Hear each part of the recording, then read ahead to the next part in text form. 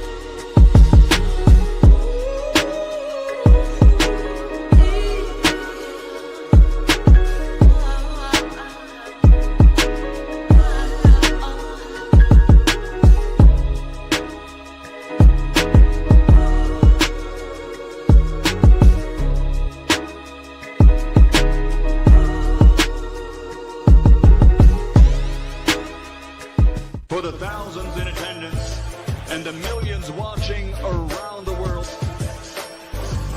ladies and gentlemen, let's get ready to rumble!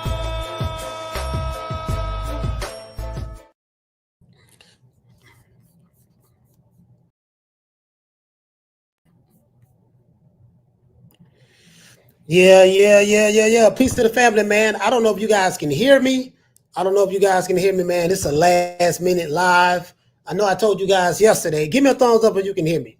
I don't know. I don't know what the lighting is like in here because I got the window open right there. Try to get some light, but I don't know if you guys can hear me, man. But give me a thumbs up if you can hear me good. I wasn't gonna go live today because there's a lot going on downstairs. But everybody know the news. Shout out to M. Cole, my brother. Good looking out, fam. Salute. Shout out to Al the Pal. Salute. Jamie from New York. Salute, fam. As you guys know, I'm here in Virginia. I'm here at Norfolk, Virginia, at the hotel where all the fighters are at. Just saw Bob Arum. Saw the Bob father. I didn't interview him. You know what I mean? So I didn't interview him. I didn't even introduce myself to him, to be honest with you. But I got that Timothy Bradley. All right. Looks like the stream might be acting up. If the stream start acting up, guys, we're gonna shut it down. I just want to do something real quick. You know what I mean? Because the news, the press is Keyshawn Davis missed weight. And he missed it by 3.5 pounds. No, 4.5. So he missed weight by 4.5 pounds. So I'm in the hotel, guys. The Wi-Fi not that good. What I may end up doing is just going live on my phone. I may end up just going live on the phone. So if this shut down, because the stream is unstable, we'll go live. We'll go live on the phone. Yeah, but the boy missed weight, man. And I remember you guys remember what we were talking about yesterday? I was like, you know what? Is he overlooking Edward De Los Santos by him fighting right there in Norfolk, Virginia, in his hometown? Will he be distracted? You get what I'm saying? Again, there's no excuses. Edward De Los Santos been out for almost 2 years, and he made the weight after being out for almost 2 years. So there's a lot going on. Here. I think both others made weight. So there's a lot we can talk about from this. You get what I'm saying? Like a lot of the stuff that he said about Abdullah May saying that we can fight next, make the fight happen next. Well, he knew that there was no way that fight was going to happen next because he couldn't make the weight anymore. He already knew that. Just want to throw that out there. When Keyshawn Davis said what he said about Abdullah, we can make it happen now. Talk to your people. You know what it is. He already knew that he couldn't make that weight anyways. Do you guys get what I'm saying? You guys get what I'm saying? So, Terrence Crawford is here. He's saying that he probably need to move up. You know what I mean? So,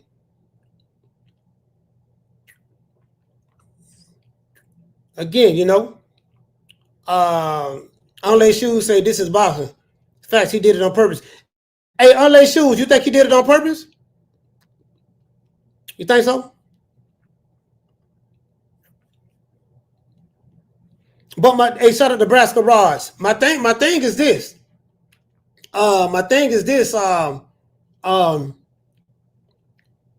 There's no way he didn't know. You get what I'm saying?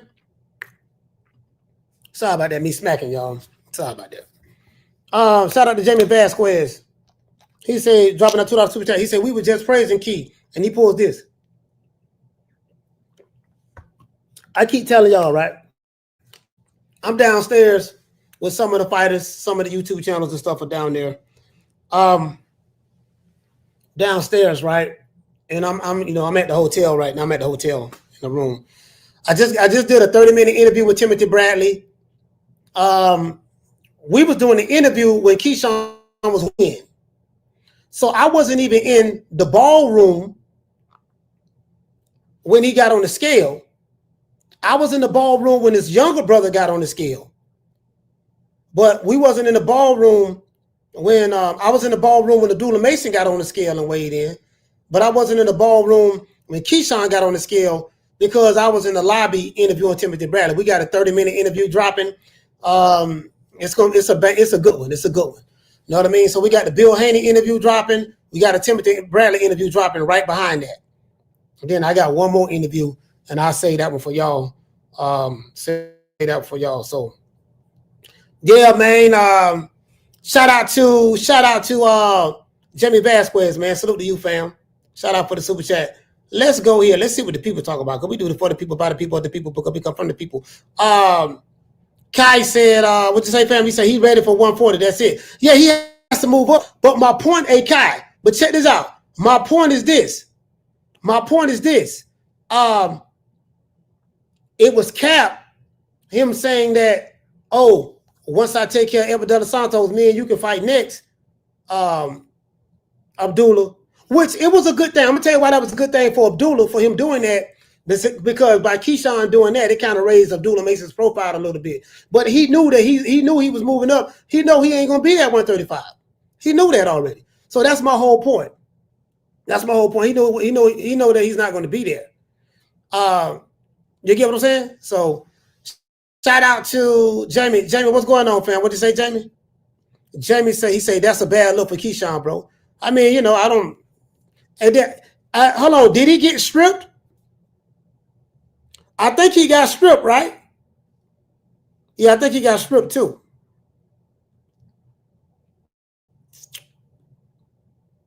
Yeah, whole bunch of people surrounding Bud. See, everybody, when Bud come around, 1,000 people want to surround him. Bud be trying to hit it, keep it going. I'm looking at it right now. Everybody want to take pictures with him and stuff. When he can't, when Bud show up, he gonna draw a crowd.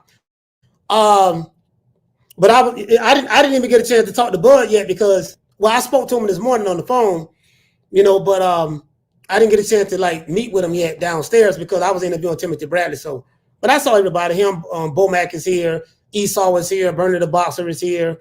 You get what I'm saying? So, from Fight Hype is here. Was it Ron? Shout out to Ron. I met Ron, dude from Fight Hype for the first time. Not the owner, but the other dude that do the interviews now. Shout out to him. Just got to talking to him, so we exchanged numbers. He a cool dude. I told him I had my criticism of Fight Hype, but it is what it is. Shout out to Rod. Rod dropping our quarter of a dub. He said, Coach, Shaquan of the Boston Boys saying that when Spence lost to Bud, it emotionally affected him. Said it felt like his girl broke up with him. If he did say that, Rod, and I do believe you, it go back to everything I said on this podcast. These guys have these emotional attachments to these fighters, and they want to make love to their favorite fighter. Again, I don't want to throw anybody under the bus, but I can only go off of what a person put out there. If Saquon said that, and I really do believe that, that's going to tell you that he was in love with that's what that was. He was in love. You get what I'm saying? A lot of these dudes, and I told y'all, a lot of these fighters look at you as male groupies. They don't like these men that like a Saquon. They don't. These fighters don't. Like I just saw some fighters downstairs. I saw this one fighter. Shout out to Coach. Shout out to Coach Sonny. Shout out to Coach Sonny, man. Shout out to Coach Sonny, man. Keyshawn Davis is I think that's his strength and conditioning with it. No, I think it's his nutritionist or something of that sort. Strength and conditioning coach. One of his strength and conditioning coaches, if I'm not mistaken. But yeah, man. Yeah, a lot of these dudes, they want to make love, fam. They want to make love to these fighters. You can't be on these fighters like that, bro. Like I never do that. I never do that because at the end of the day, I'm a man. At the end of the day, you get what I'm saying?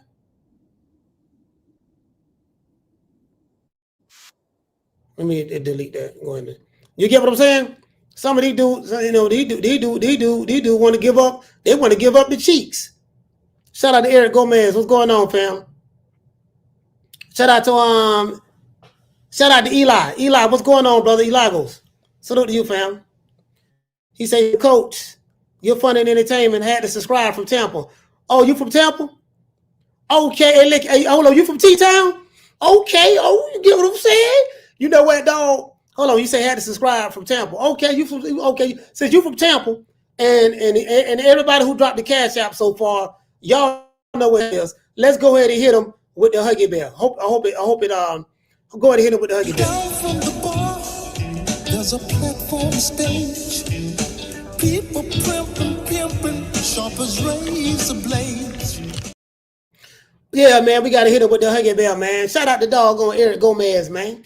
Eric Gomez, y'all know what it is. So Keyshawn Davis missed weight. Did he? You know what? I'm being very transparent with y'all. I wasn't in there when he weighed in. So me and Tim when me and Tim was wrapping up the interview, they said, man, you heard what happened? I said, what? Man, Keyshawn missed weight. I was like, what? Like, yeah, he missed weight. I was like, damn. Then I had so many people I was talking to, you know what I mean? Quite a few people here watch the show. Quite a few people here watch the show, man. A couple of coaches I met, you know, Troy Isley, his family, you know, some of his family members, they watch the show. A lot of people watch the show like, man, this is our first time seeing you. You get what I'm saying? And it's all love. It's all love, man. People showing me a lot of love here, to be honest with you, man. I'm having a good time. I just got here this morning though, so shout out to Constantine dropping a half a dub. He said, "Piss that key." He knew he wasn't going to make the weight the whole time. That's what Constantine. That's what I was saying. He said, talking all that ish yesterday. You look drained. He said, "You look drained, coach." He said, "Take this 10 and get yourself a latte." No, I'm good. Oh, I look drained. Damn, for real? Hey, Constantine, you know I got an upcoming fight. I'm trying to make weight. Hey, Constantine, you know I got an upcoming fight. I'm trying to make weight. You get what I'm saying? I'm trying to make weight right now. So you dig. Down from the bar, there's a platform stage. People pimping, sharp as razor blades. Hey, but this what I want to ask y'all. For Keyshawn to miss weight like this, why do you guys think he missed weight? I haven't spoken to him. So, but Constantine, why do you guys think that he missed weight though? What could be the reason? Because Constantine, you're saying the same thing that I said. All of those things he said to Abdullah Mason on stage, he already knew that he was a big weight. So, oh man, yeah, man, Keyshawn, he ready to fight Abdullah. He ready to fight Abdullah. They need to make that fight happen right now. They couldn't make that fight happen right now if they wanted to. Everybody knew that he wasn't going to make weight. Now, I don't think Abdullah Mason them knew, because I was just downstairs talking to his father.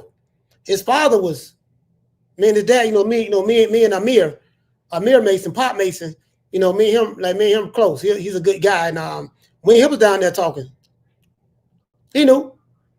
He had to know. He had to know. What you say, Jazz Funk say, weight bully to get an advantage. Boxing God, what you say, brother? You say he isn't professional. Okay. The villain, he say an ass whooping brewing, not an upset. Okay. Bubs Boston say because Abdullah Mason pressed him. Okay, you think so? Unlaced Shoes say he say coach cutting weight for your fight. Yeah, man, you know, Nick Sack Promotions, you get what I'm saying? I'm the headliner, Nick Sack Promotions. I was just downstairs talking to the bar father. You know, he said, no, I'm just bullshitting. He said, all right, kid. Keyshawn missed weight. If we have to cancel the fight, we're going to move Abdullah Mason and Nakatilia up to the main event, and we're going to put you on the undercard. And as a matter of fact, coach, you can be on the Tell Us Bias version of the show. So I was like, okay, you know what I mean? So I'm cutting weight. You know what I mean? I ain't tell y'all that. I was going to make a surprise. That was going to be a surprise for y'all. Shout out to Jamie Vasquez, dropping a $2 super chat. He said, let's keep that same energy. He ducking Abdullah. No, that ain't the same energy though. So you trying to say he missed weight because he ducking Abdullah? That doesn't make sense. How was that keeping the same? That don't make no sense. Ooh, I'm scared of Abdullah, so let me go ahead and not make weight so I ain't got there. That don't make no sense, man. That don't make no sense. That don't make no sense at all. Shout out to Schoolo X-Man. Salute to you, fam. Let's see. Shout out to Willie Sumlin. He said he was going to 140 not too long ago. Yeah,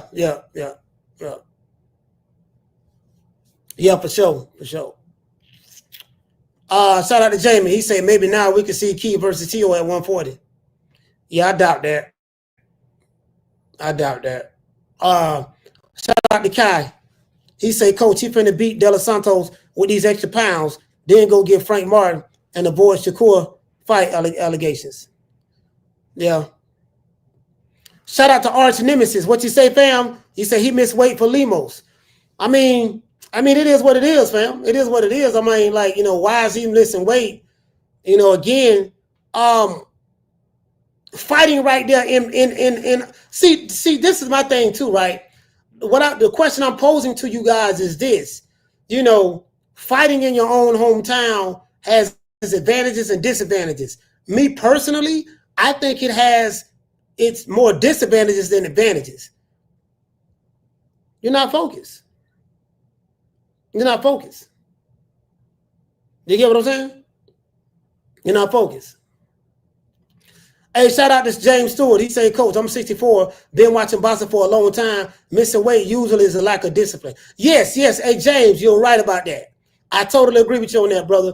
When you miss weight, that's a lack of discipline. Sitting right there. You get what I'm saying?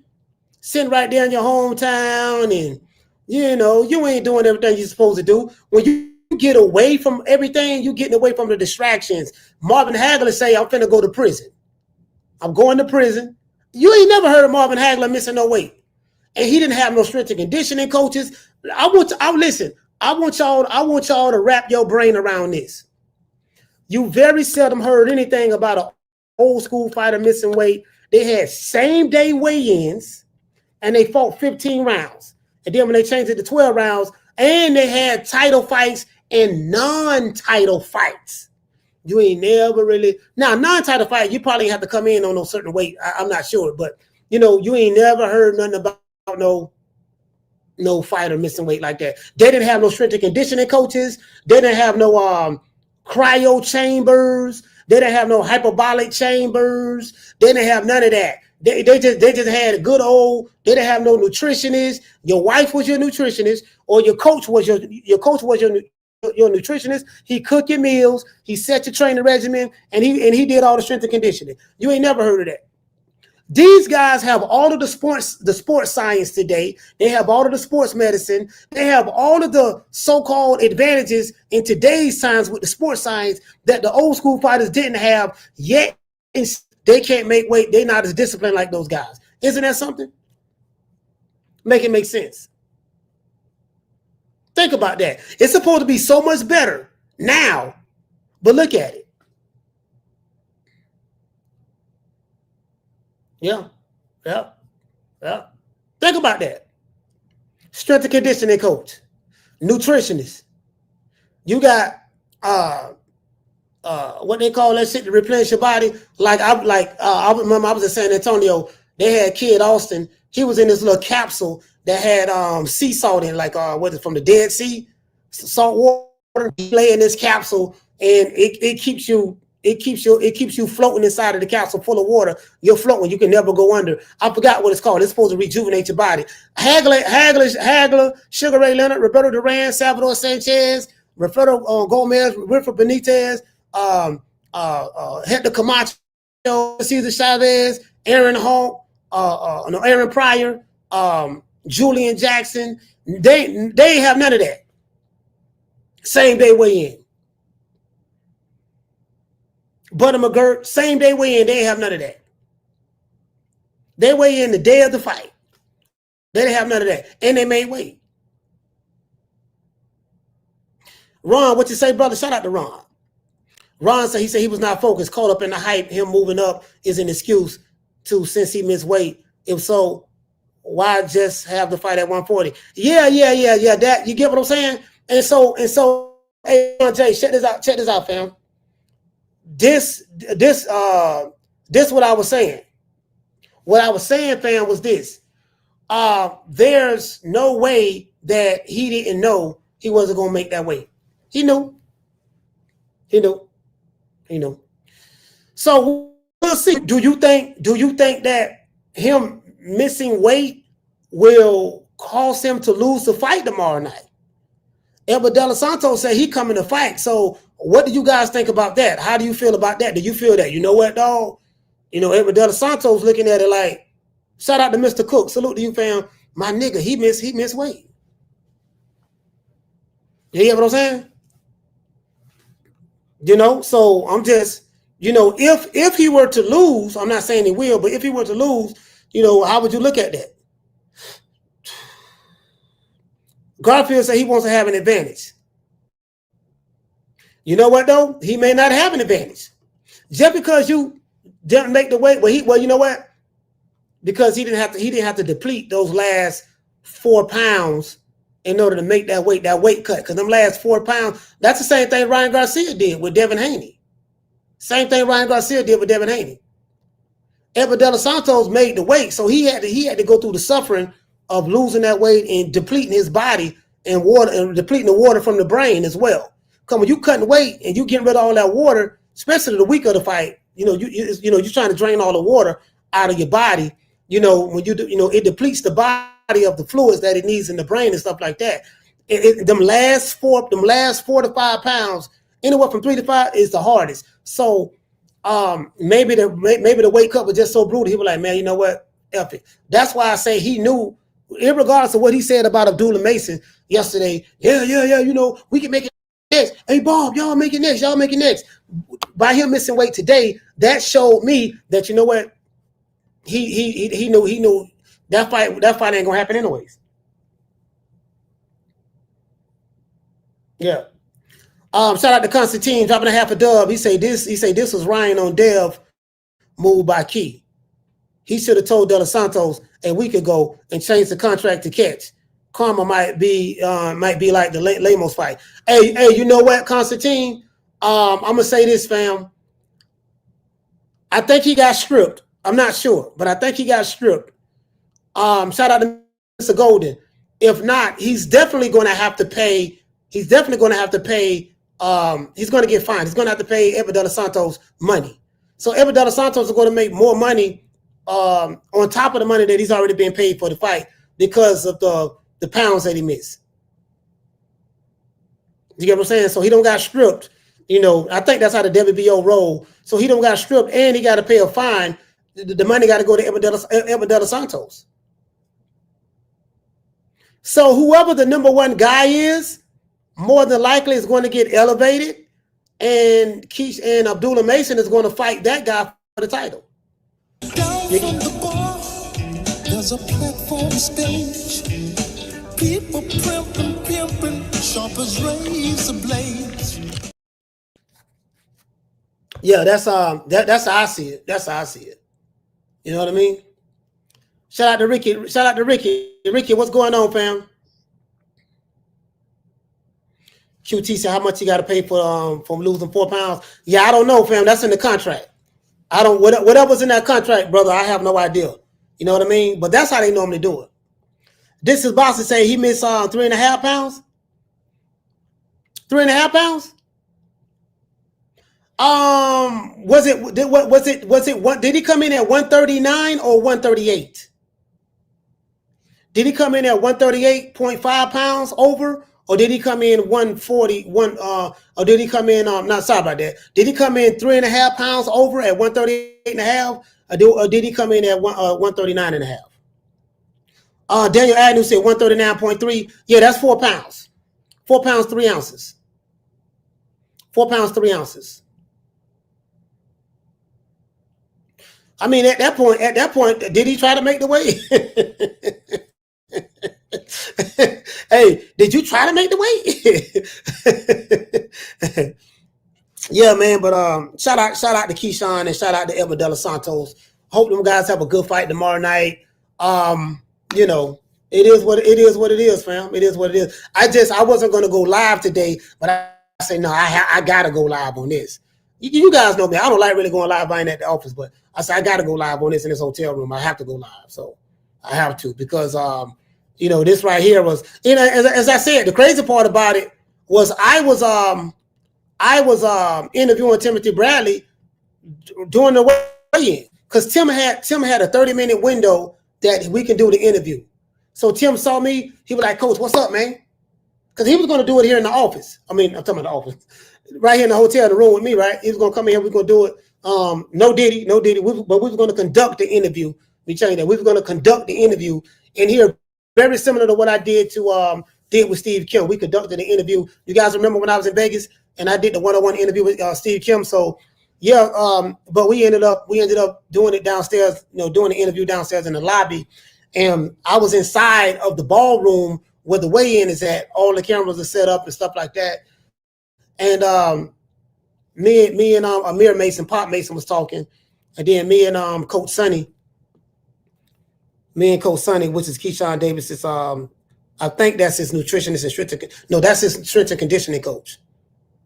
One of them. Let me see. Yeah, shout out to Coach Sonny, man. Shout out to Coach Sonny, man. You get what I'm saying? So it was we were sitting there interviewing, sitting there looking at the TV. We were sitting there interviewing, and great interview. I got a great Timothy Bradley interview dropping, a great one. So when I get back, I'm gonna edit the Bill Haney interview, then I'm gonna edit the Tim Bradley interview, and we're gonna drop them.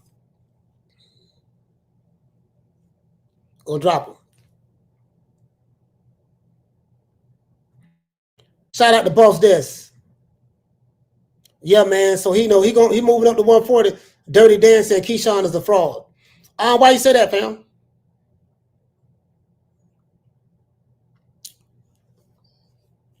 Why you say that?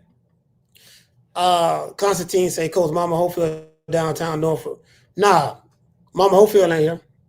And you know the crazy part about it, I had somebody, I'm not going to say who, but I had somebody from Troy Isley Camp was like, man, that Mama Hopefield name you came up with, said, man, you is funny as hell. I had a whole bunch of people coming up to me telling me how crazy I was. He said, man, you crazy than a motherfucker, bro. So I watch you every day. Like, you just never know who watching. I had so many people come up to me telling me that. Like, man, we watch your show every day, bro. You was funny as hell. From different ages, bro. From different ages. From you know what? You know, we're getting like my demographics, from what my analytics show me. Like when I look at my analytics, we have a big. We don't have a lot of young audience. I don't have a young audience, 18 to 25. It's really not that many from 18 to 25, but from 25 to 34, it's a good number. Listen to us. From 35 to 47, I think we got a huge audience. From 50 something to 65, we got a huge audience. And then 65 plus, we got like 7%. 65 plus, no, it's like 5.5%, 6%. It used to be like 1%, 2%. And then the women, I got 7% of women listen to this channel. I know that again, I have the data, I have the analytics. I know the ages, what videos you like, who you watch, which channels you watch. I got all that. Dirty Dan, you keep typing the same thing. Keyshawn is the fraud. I'm going to block you. If you keep spamming the chat saying the same thing, we're going to invite you to the block party. Now, I freed everybody yesterday, but I have no problem putting your ass back in, back on the block list. You type that shit one more time, I'm going to sick them dogs on you. Get ready to create another account. I know you will. Shout out to Moose the Great. He said, what's up, coach? Did you run into Gray? Nah. Gray from DC. Gray from DC, fam. Jazz Funk say free C Murder. Yeah, I think C Murder gonna die in prison. I hope not, but you know what I mean. Green Eyes P in the building. Shout out to Jamie. Shout out to Ali. Ali, what's going on, fam? James Stewart say that's a lightweight matchup against junior welterweight. Yeah, pretty much. Hey, shout out to Chastity. What did he say? He said, you freed them, coach, and they acting up. Yeah, they always going to act up. That's what they're going to do. I'll free them, and then we end up blocking them again because they don't know how to act. A lot of these accounts be bot accounts. So, when they go to talking crazy, they get out of pocket again, we holler at you, create another account. I know you will. Yeah, really, this more of an advantage to Keyshawn Davis. To be honest with you, I remember when Shakur Stevenson. Do you guys remember Shakur Stevenson's last fight at super featherweight?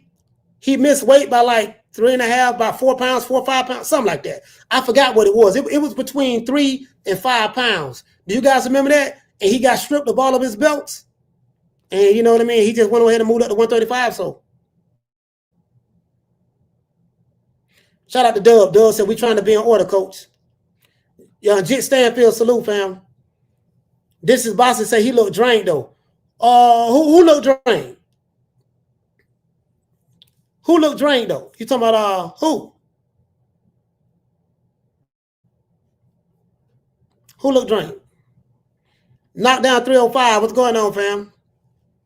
Yeah, man. Knockdown, man. Knockdown. What's up, fam? I ain't seen you in a minute, brother.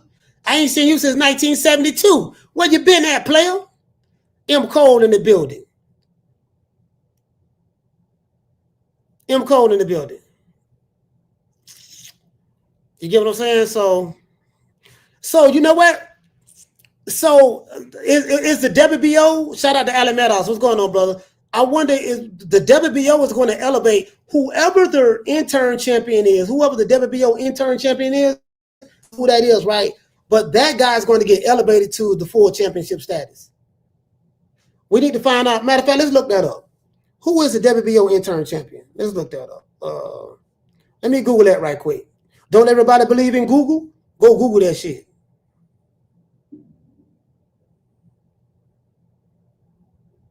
Yeah, they say Keyshawn moving up to 140 after this fight. Let's see. Who is the WBO 135-pound interim champion? All right, the WBO interim champion is Remy Mutathala? Nah, that's not right. No, that's not right. No, that's not right. This is what Search Labs is saying. Let me see. AI, no, that ain't it.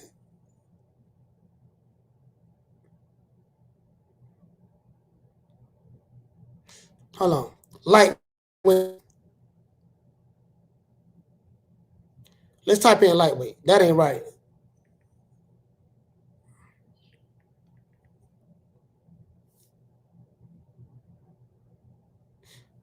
It says the WBO interim lightweight champion at 135 is currently William Cepeda.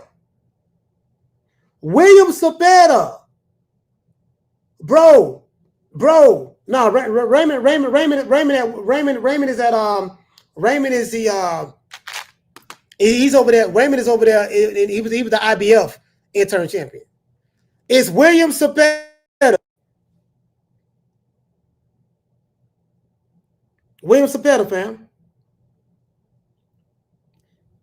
It says WBO interim lightweight champion at 135 is currently William Cepeda. He also holds the WBC lightweight interim title. William Cepeda has the WBC interim title, and he has the WBO interim title. According to what AI is saying. Don't everybody believe in Google? Go Google that shit.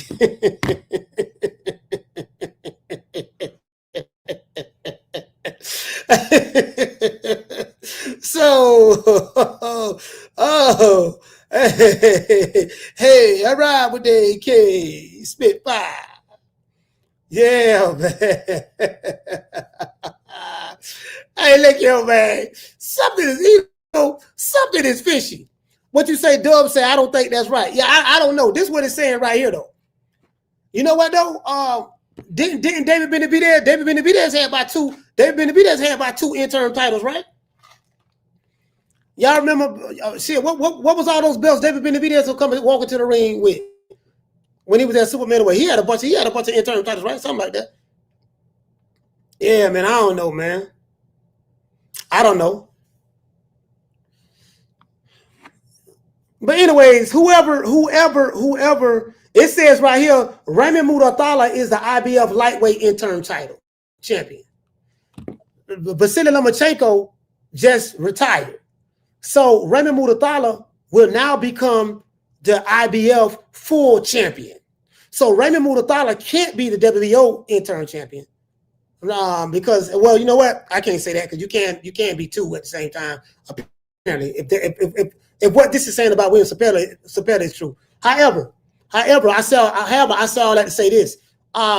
Yeah, Raymond is going to be the IBF champ if not already. And William, you know what? I know William Cepeda is the WBC interim champion, but according to AI, it says that, yeah. Let's go to the WBO. I'm finna go to the WBO page. Let's go to the WBO page right quick. Let's look at the males. Hold on, I got y'all. Y'all bear with the old boy for a minute. We gotta get to the bottom of this. We finna do some investigative journalism. Investigative journalism. This is June, right? Let's do May. Category. Let's go lightweight. Finna do some investigative journalism right quick. View the rankings. Keyshawn Davis was the champion. Sam Noakes is the international champion. Abdullah Mason is the NABO champion.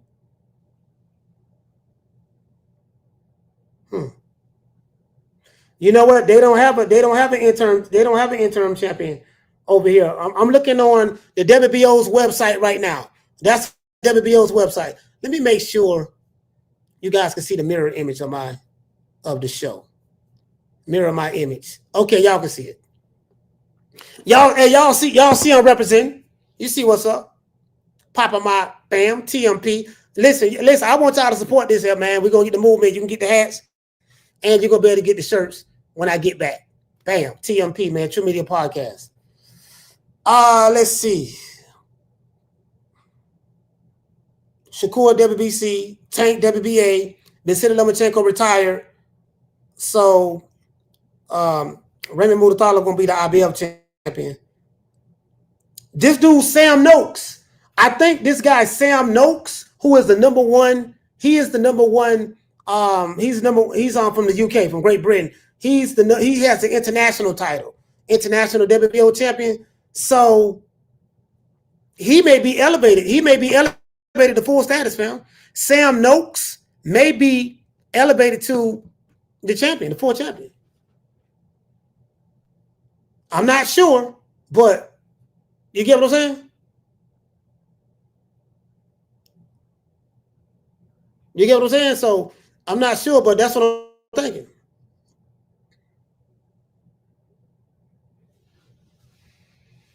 So, because Abdullah Mason's ranked number 2. He's ranked number 2 in the WBO. If Keyshawn don't have a belt anymore, so you got number 1 and number 2. Now, me personally, I would rather see the belt be vacant and the WBO say, hey, you know what? Let's let the number 1 guy fight the number 2 guy for the vacant title. Yeah. That's what. Hey, shout out to Jit. Hey, Jit Stanfield. If you know what? Hey, check this out, fam. That's what I think they should do. Because Abdullah, according to this, Abdullah Mason is number 2, and Sam Noakes is number 1. Great Britain, as you can see, this is the WBO rankings. So they probably should just let the number 1 and number 2 go at it. No Diddy for the title.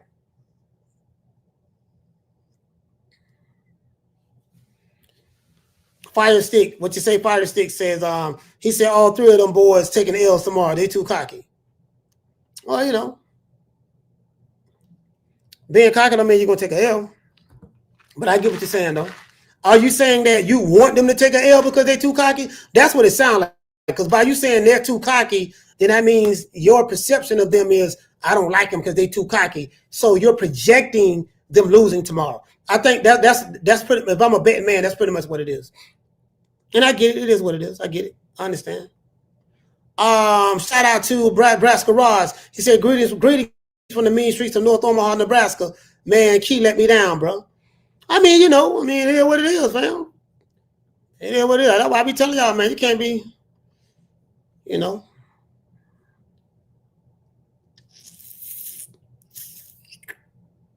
Let's see. Shout out to Gold Rush. Gold Rush became a new member. Salute to you, brother. I would give you a round of applause, but I'm not in the office. But let's give Gold Rush a round of applause. Round of applause, Gold Rush. I'd rather have a crowd. You get what I'm saying? Jit Stanfield in the building. He said, I fuck with you, coach. He said, Caleb just got his wig split by a Mexican, which is okay. Do you think Mason should fight Keyshawn? I mean, he can't fight him. Okay, hey, Jit Stanfield, check this out. Let's break this down. How do you suppose Mason fight Keyshawn Davis now? What weight they gonna fight at? Keyshawn can't make 135, and Abdullah Mason ain't no time soon. So even if I think they should fight, I know that that's not even a reality. I knew it wasn't a reality yesterday when Keyshawn Davis said, what you want to do, Abdullah? Yeah, we can make the fight happen now. What you want to do, sir? I knew that wasn't going to happen then because, one, Abdullah Mason don't control his career. There's no such thing as a 21-year-old fighter in boxing that has control of that controls his career. That doesn't happen. Whether he's a white fighter, black fighter, Hispanic fighter, or Asian fighter, that doesn't happen. Not at 21. So I knew because of that, that's not going to happen. The matchmakers at Top Rank ain't gonna make that fight happen right now. Abdullah Mason ain't for 21. Do you want to put him in there like that? That's 2. And then 3, Keyshawn Davis, he couldn't make the weight anyways. So if he couldn't make the weight, how can he fight Abdullah Mason at 135, a weight that he just missed today by 4 pounds and 3 ounces? So you get what I'm saying? Shout out to Nebraska Ross. Oh yeah, I read that. I read that. You get you feel me? So just looking at it that way, there's no way. Down from the bar, there's a platform stage. People pimping, sharp as razor blades. Shout out to Junior. He said Keyshawn missing weight by 4 pounds isn't getting scrutiny, but when Ryan did, he got scrutiny. The energy is not being kept the same. Who's not keeping the energy the same? I mean, a lot of people talking about Keyshawn Davis missing weight. A lot of people are. So are you? Who are you referring that to? Are you referring that to the people who was criticizing Ryan Garcia? You gotta let it get some time. He just missed weight today. Who are you referring that to?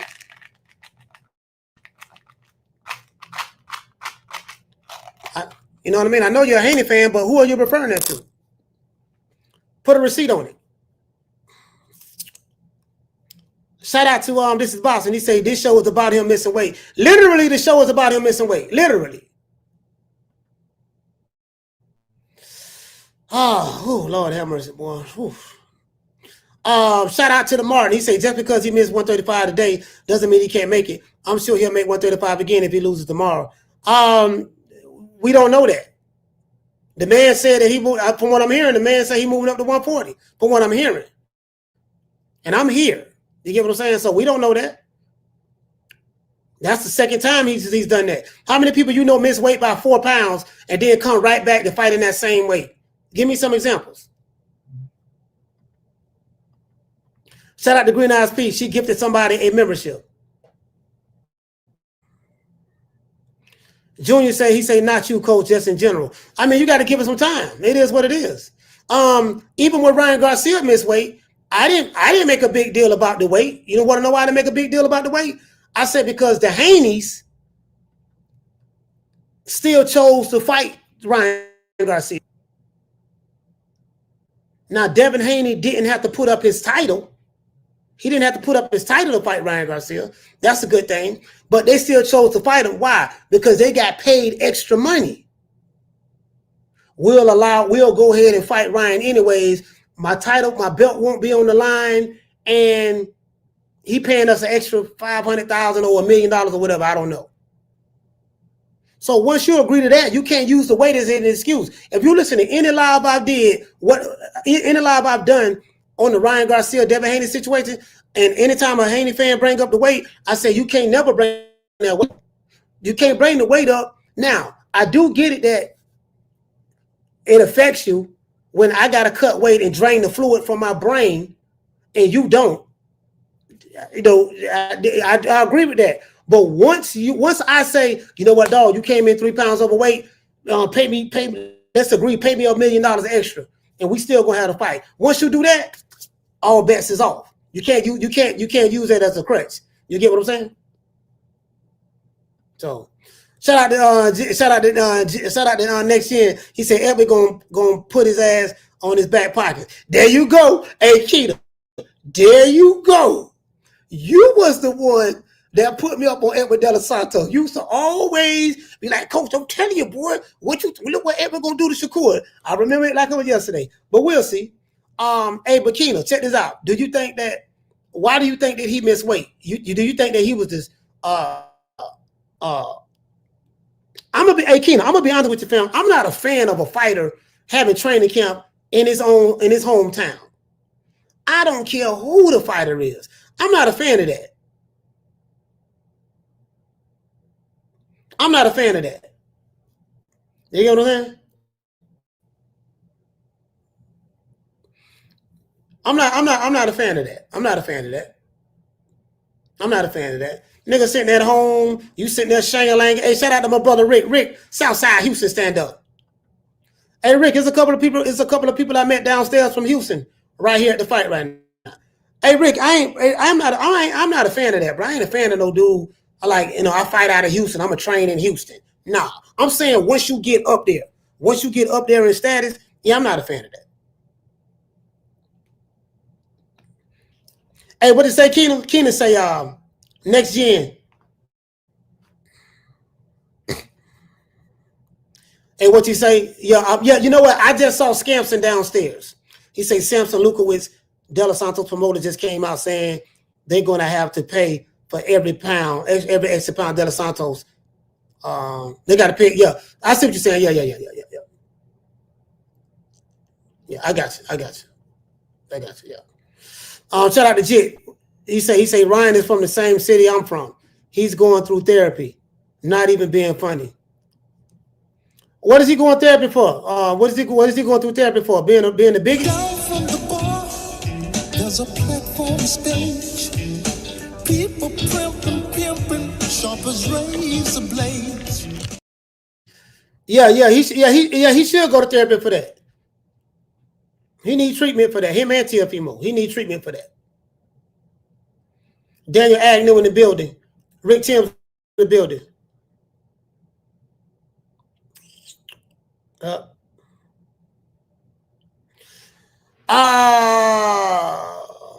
he said, damn, he get paid in another title shot. Yeah.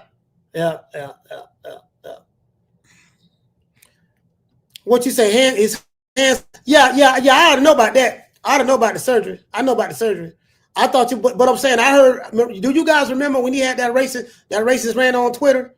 They were saying that he wasn't in his right state of mind, and he had to go to treatment and therapy, for mental health. So I thought you were talking about the mental health. That's what I thought you were talking about.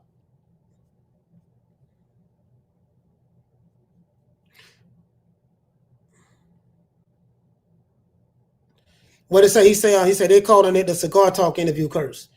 Why? Hold on, wait. Unlaced shoes. What you mean by that? The cigar talk interview curse. What you mean by that, fam? Hey, that's my first time hearing about that.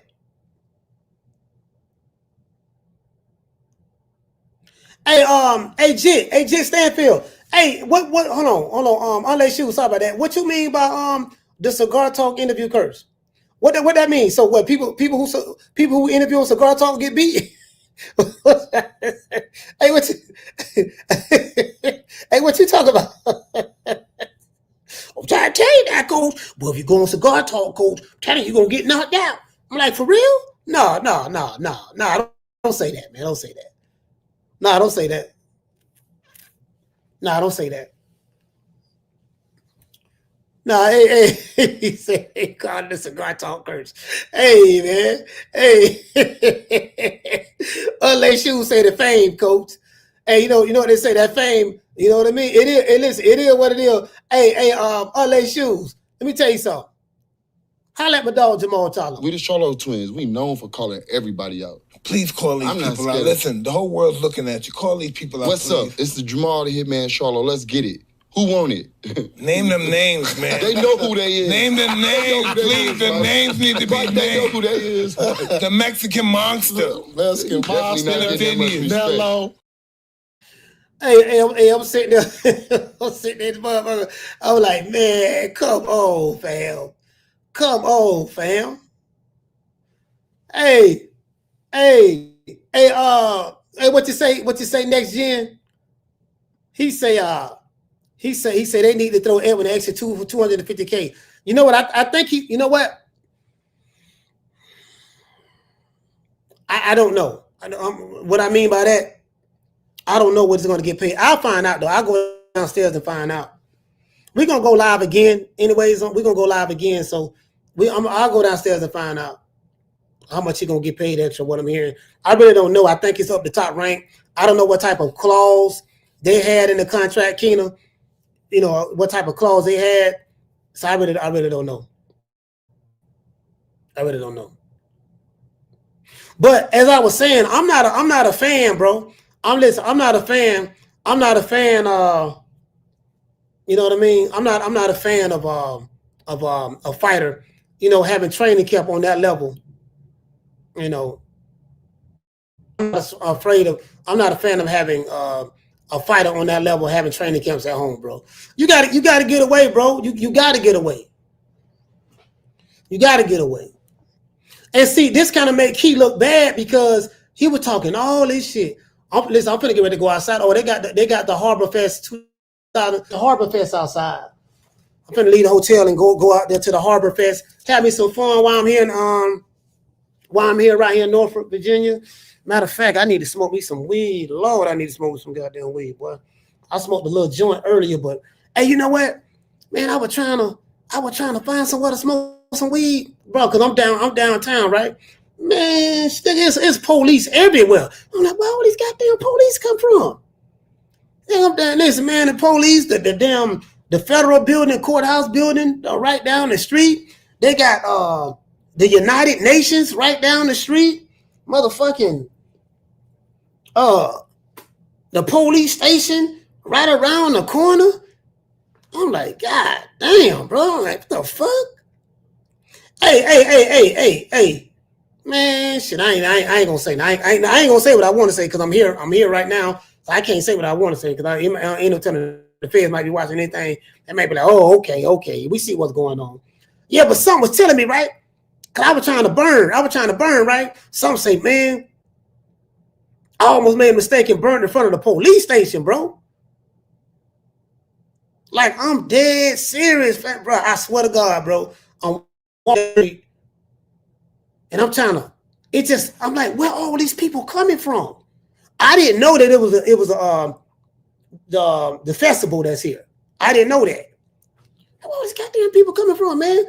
I'm seeing, people in uniform walking in, So I'm thinking the coast is clear. I said, okay, let me bend a corner right here. As soon as I bend a corner, I'm thinking I'm finna get ready to fire up, right? Some told me just to look to my right. As soon as I looked to my right, it said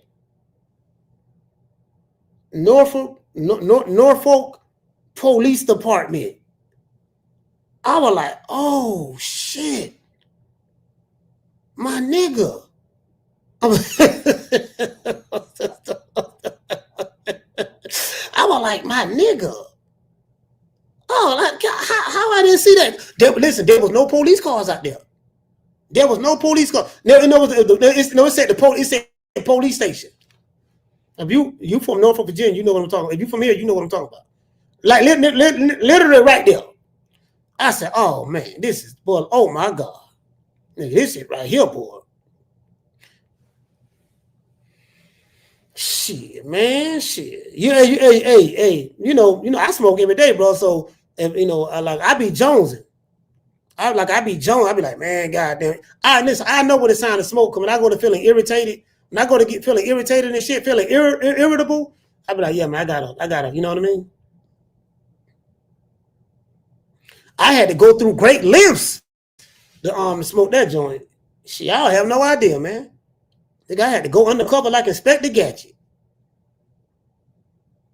Shout out to No Cap. He said close call. Man, then listen, the police station right there, dog. Nigga, listen, anybody talking about pulling up on anybody?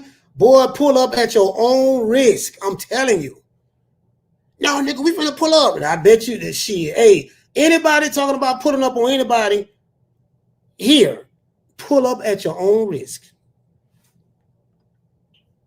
Your ass going to jail. Your ass going to jail, boy. I'm trying to tell you, boy.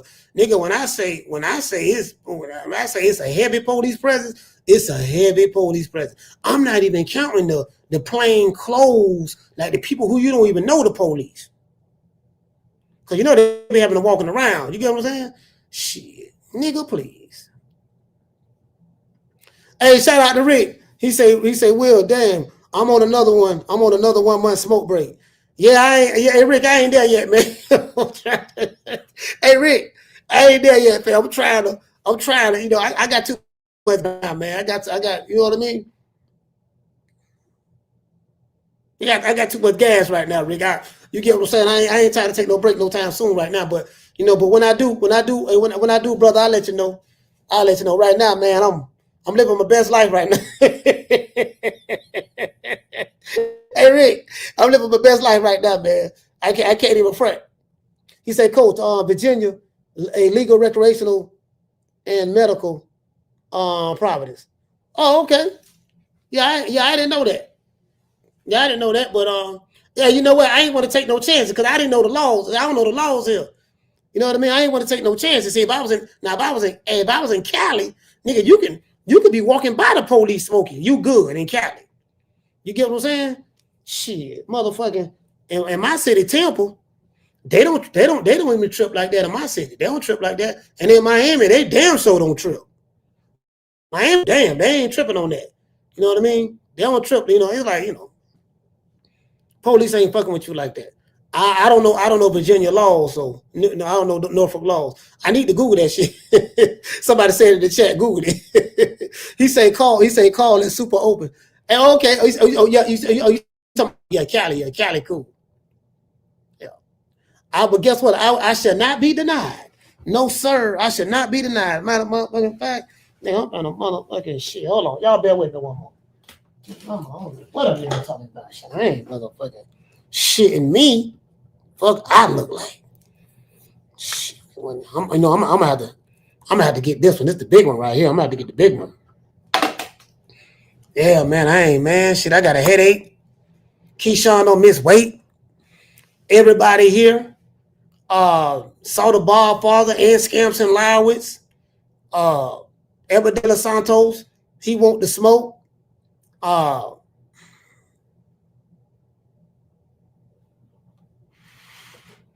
You get what I'm saying? So it's a lot. It's a lot. I was thinking about Kevin Davis, which is on Keyshawn's brother. I think he made weight. Yeah, I think he did make weight because he was skinnier than a motherfucker. And he was very, very irritable. I didn't even talk to him. I kind of like tapped him on the shoulder because I was sitting right next to him. I said, "Man, you all right?" He was like, he ain't say a word. He didn't want to talk. He was like, he didn't want to talk at all. And I know that look. I said, he hungry. He just ready to get the weigh-in over with so he can eat and drink and eat. He hungry.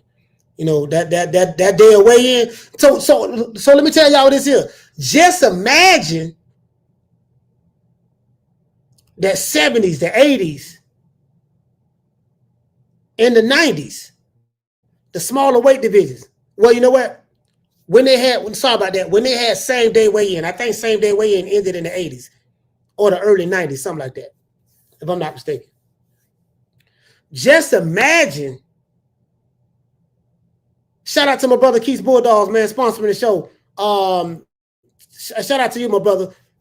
Just imagine doing the same day weigh-in. Imagine that. Imagine that. That's why I tell y'all, like, y'all be talking about comparing these dudes. I don't think these fighters today, well, if they came up in that era, they probably, but I'm saying if you could take these fighters with the conditions that they have today and just put them in that era with the mindset and the conditions that they have in today's time, I don't think they can go through that, bro. I don't think they can go through that. I don't. I honestly don't.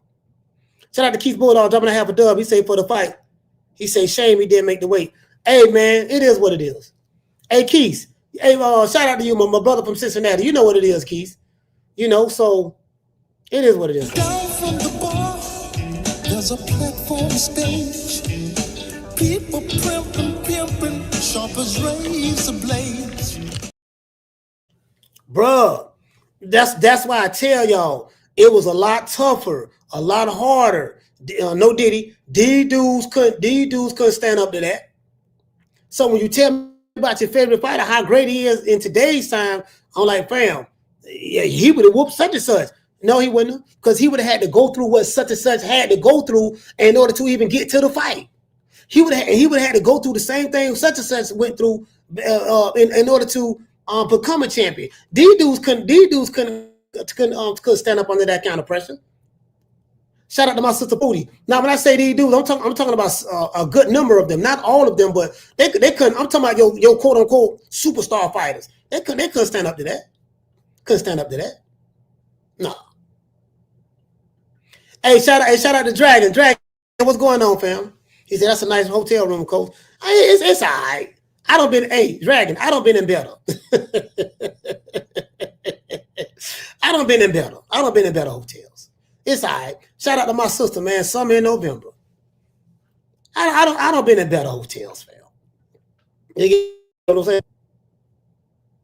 Shout out to Texas 16 South. He said that said everything.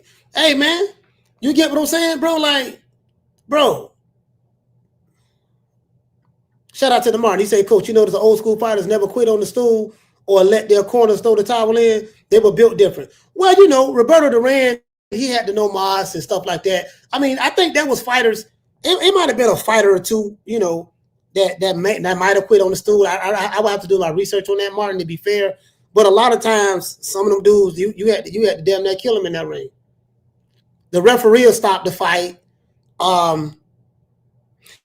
Hey, Martin, you know what? I remember a time. Now I was real young, but you know, back in the day, if you know, part of some of my old school brothers in here who are older than me can bear witness to this. But I remember this like it was yesterday. To be fair, I remember they used to have two judges, and the referee was the third judge.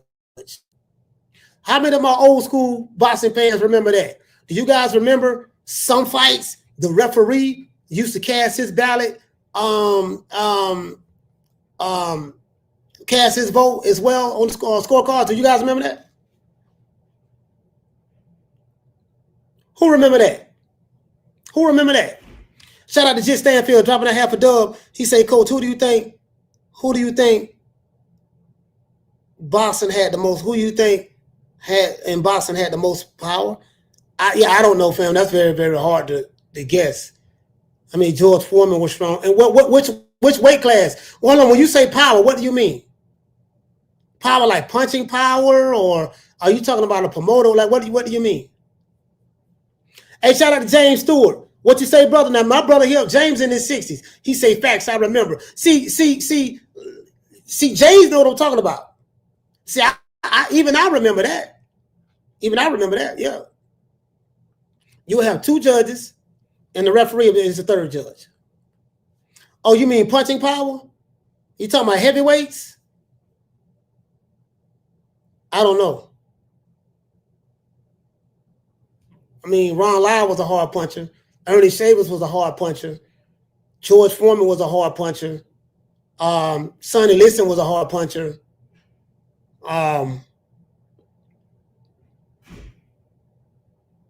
Yeah, I don't know. That's a tough one. Mike Tyson. I mean, Mike Tyson was a hard puncher, but you get what I'm saying? I don't know. That's a tough one. I would probably say them heavyweights probably from the 70s, and I'll probably say the heavyweights from the 70s and some from the 80s. I'm looking at Ron Lyle. I'm looking at Ernie Shavers. I don't know who was the hardest puncher. George Foreman, Sonny Liston. Shout out to Ali. He said, hang in there, my boy. We're going to get you home, big dog. What happened?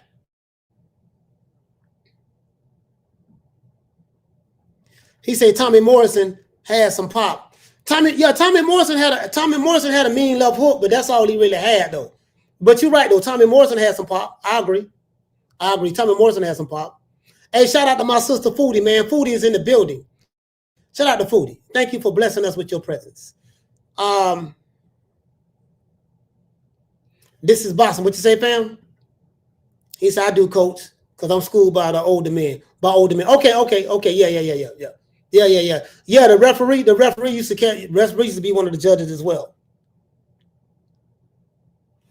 No cap say Abdullah is officially the 135 champ next fight.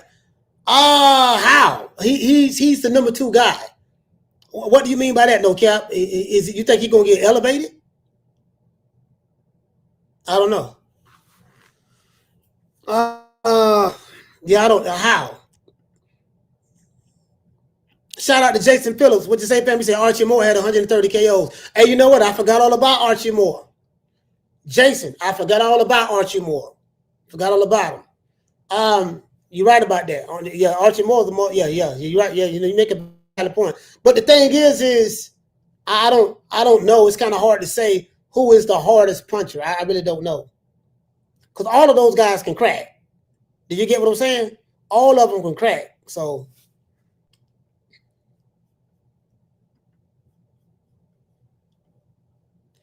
Hollywood Leon say email Champ Abdullah Mason. Nah, he can't be emailed the title. He's ranked number 2. He's ranked number 2, fam. He can't. Like, what about the number 1 guy, the guy that's ahead of him? Do you get what I'm saying? Shout out to my brother Rick Timms. He said Ernie Shavers was a hard puncher. Top 3 all time. Yeah.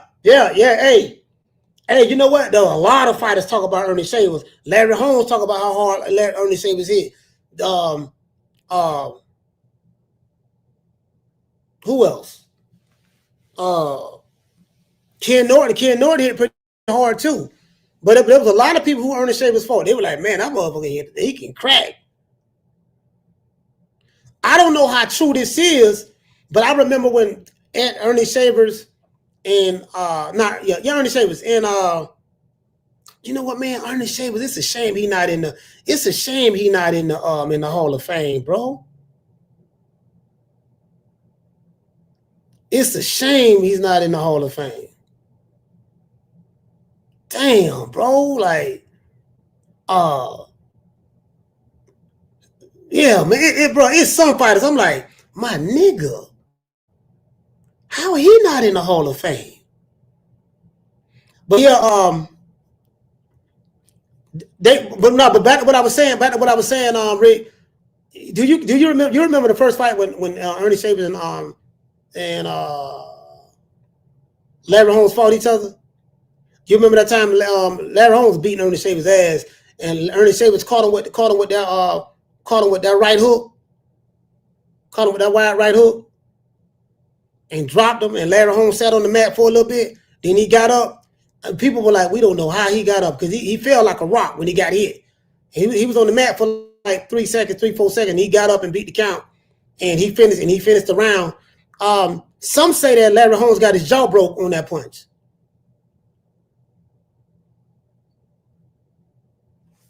Some say he got his jaw broke. Look at the fight with not Ali. Look at the fight with Ron Lau and George Foreman. I mean, look at that fight right there. Look how they were knocking each other down. Look how they were knocking each other down and getting back up. And you get what I'm saying? Shit, Ron Lau was a motherfucker too. You get what I'm saying? Shit. Fight. Yeah, them niggas had to fight, bro. Like, shit. Yeah, man. Yeah, I'm like, man, these niggas here, boy. Shit, I don't know about this. Shout out to Adrian Clark. What'd you say, Adrian? He said we need a new hall. We can call it the Hall of Ducks. Hey, you know what? It's just some dudes like, how, bro? Like, come on, fam. Shout out to New Country. Salute, fam. Oh, man. Bro, check this out. Shout out to the Mark. He said, just thinking about all the killers Ali fought, it puts Floyd TBE claims to rest. Hey, check this out. Martin. I'm glad you brought that up, fam. Check this out, Martin. Let's do this. Let's go to Box Rec. Good looking out, bro. Glad Martin brought this up.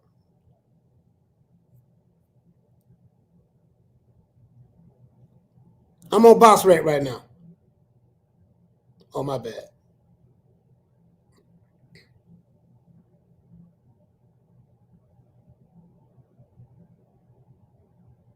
Hold on.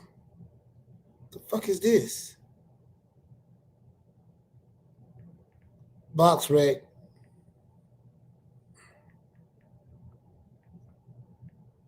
I'm finna pull up Ali. Right now. Now, the Ali from the 70s was a past his prime Ali. The 70s version of Ali, he was past his prime. But I want to show you something.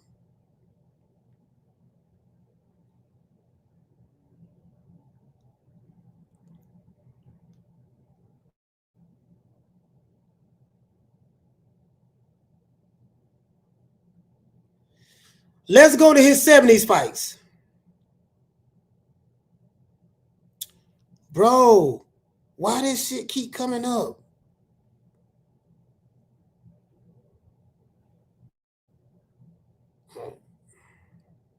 Hold on.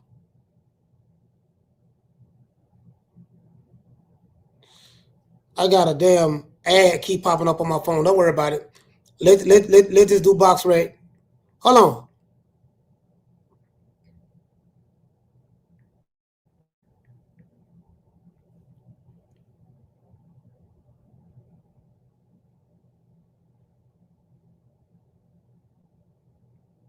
Let me log into my account on Box Rec. I want to show y'all something. Martin brought a valid point up. Martin brought up a valid point. Because they say numbers don't lie. Sometimes they do lie, depending on how the numbers don't lie, but however, it's the interpretation of the numbers. See, a person can interpret something in a time capsule and say, based on what I'm able to do under the circumstances that I'm in right now, that makes me better than guys who came up in a harder, tougher era. And I totally disagree with that. Totally disagree with that. Hold on.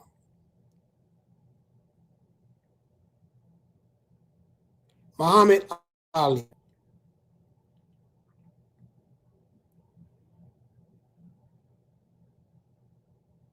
Bear with me one moment. The greatest. Okay.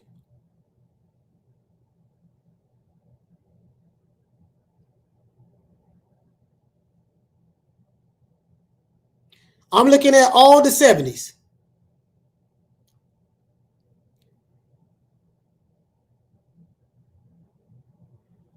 When Ali came back out of retirement, came back from his because he was in pretty much, he got sentenced to 5 years in prison for not wanting to not joining the draft. They called him a draft dodger. He got sentenced to 5 years in prison, but he was out on appeal fighting it, doing speaking engagements to make money and stuff like that, doing the little exhibition stuff, right? And 3.5 years later, he was out of the ring for 3.5 years. Hold on. So his prime years was the 60s. And the 3.5 years he was out of the ring, those was his prime years. 1970, he came back, he fought Jerry Quarry. 1970, Oscar Bonavena, right? 1971, he fought Joe Frazier. Joe Frazier had his belt, had the undisputed title, right? Because Ali had got stripped.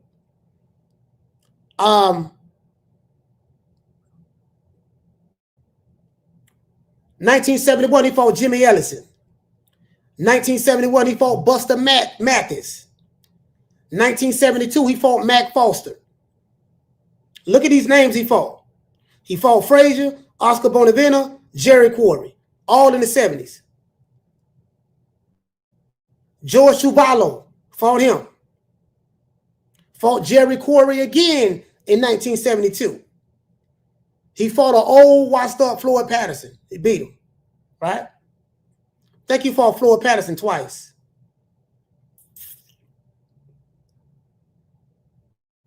So did he fight Floyd Patterson twice? Yeah, he fought him twice. He fought him in the 60s and he fought him in the 70s. Then he fought Bob Foster. Now, check this out. To piggyback on what Namartin is saying. He fought Ken Norton twice. Now, that's Eddie Futch. Eddie, if you look at all the fights that Ali lost, for the most part, they were Eddie Futch trained fighters. Piggyback off of that, Martin. He fought Ken Norton twice in 1973. He fought Joe Frazier again in 1974. Now, this was after Joe Frazier got beat. I think he got beat by George Foreman at that time, before that, right? He got beat by, so he fought doggone Joe Frazier, beat him. Then he fought Foreman 9 months later in Africa, in Zaire. Then he fought Chuck Webner in 75 after Foreman. Then he fought hard-hitting Lyle. Then he fought Joe Bugner. Then he fought Joe Frazier again in the Thriller Manila. Then he fought Jimmy Young. Then he fought Ken Norton again for the third time in 1976. Some say Ken Norton Ali at least 2 of those 3 times. Then he fought Ernie Shavers in 1977. Then he fought the Olympian Leon Spinks back-to-back in 78. He took a 2-year break. Then he fought Larry Holmes and then Trevor Berbick in the 80s. Bro, if you look at the fighters that Ali fought just in the 70s, It's brutal. It's brutal. Brutal. Bro, it's brutal, bro. It's brutal. These superstar fighters y'all talking time, they ain't fighting no schedule like that, fam. That's the equivalent of a Keyshawn. Okay, let's say Shakur Stevenson, right? That's the equivalent of Shakur fighting Tank Davis, Keyshawn Davis, Abdullah Mason, Raymond Mutathala, Vasily Lomachenko, Teofimo Lopez. That would be the equivalent of that today. I'm talking about all in the same, all within a 5 to 7 year span or 10-year span. Fighting Tank again in a rematch. Fighting Devin Haney. You get what? That's the equivalent of doing that in today's time.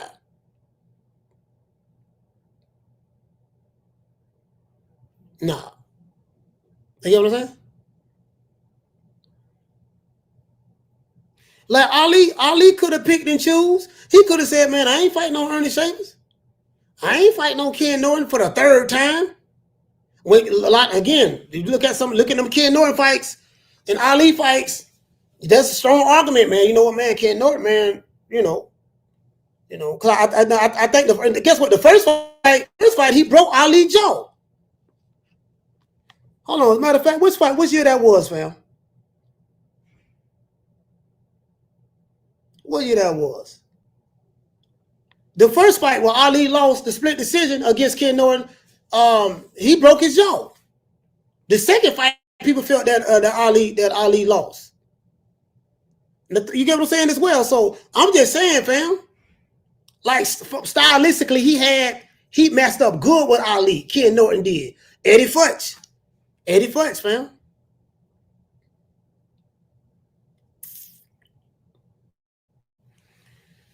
Yeah, man. I mean, you get what I'm saying. So, bro, it's like that 70s version of Ali, and that wasn't no prime Ali no more, fam. And he fought killers. He fought killers, bro. And then the circumstances for which he fought them. You know when Ford say, I earned the right. Do you guys remember this? You guys remember this? But when you are put in a certain position, he should be he's able to, like me. You know, when I was in a position, I can pick and choose who I want to, because I earned that right. Ali wasn't picking and choosing in the 70s.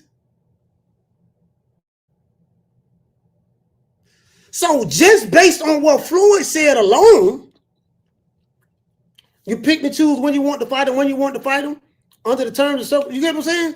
Fought him at the right time, this and that. Ali was running. Bro, it's just, again, this ain't no defecation on Floyd Mayweather. I'm not doing that, but I'm just saying, bro, like, don't tell me about your fighter, dog. I ain't trying to hear it, fam. I ain't trying to hear it, bro. Yeah, I ain't trying to hear. I ain't trying to hear it. I'm just not. I can't go for that, fam. I can't go for that. I can't go for that. No can do.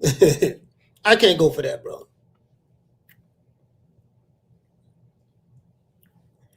Hey, look. In today's time, all you need is a strong Instagram following. And you the greatest. Shout out to Paul Western. He say fighters today should be ashamed to be ducking and running. Hey, he say fighters today should be ashamed of ducking. Where my main man at? Paul say fighters today. Hold on, Paul, I got something for you.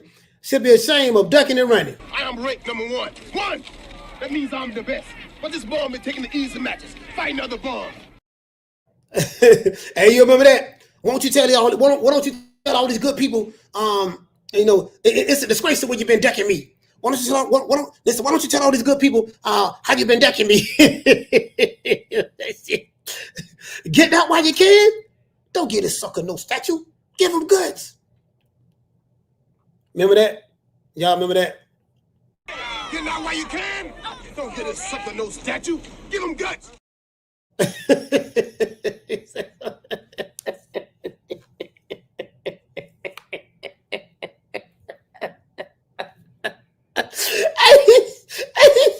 Hey, just imagine you finna retire. You finna get ready to retire. And the dude walk up to you, the number one contender. He want to fight you so bad. He don't want to retire. He mad at you because you finna retire. Get that while you can. Don't get his sucker no statue. Give him goods. bruh, you having a statue revealing ceremony.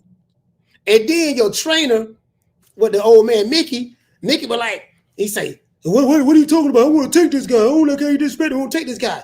I tell you what, kid. If you want to fight him, you're going to have to fight him without me. What do you mean? I'm done. You don't think I could take him? Look here, kid. Look here. You was fighting a bunch of setups, Rocky. My job was to keep you winning.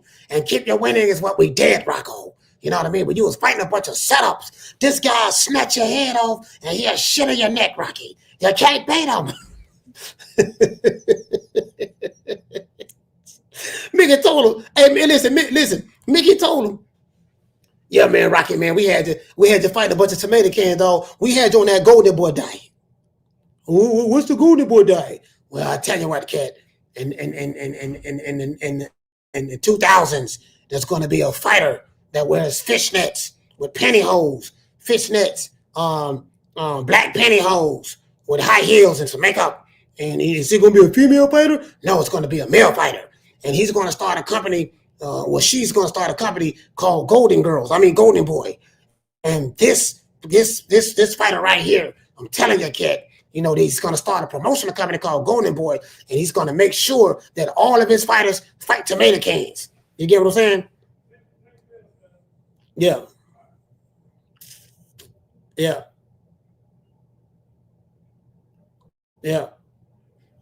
Hey, shout out to Trenton Sparks. Salute, fam.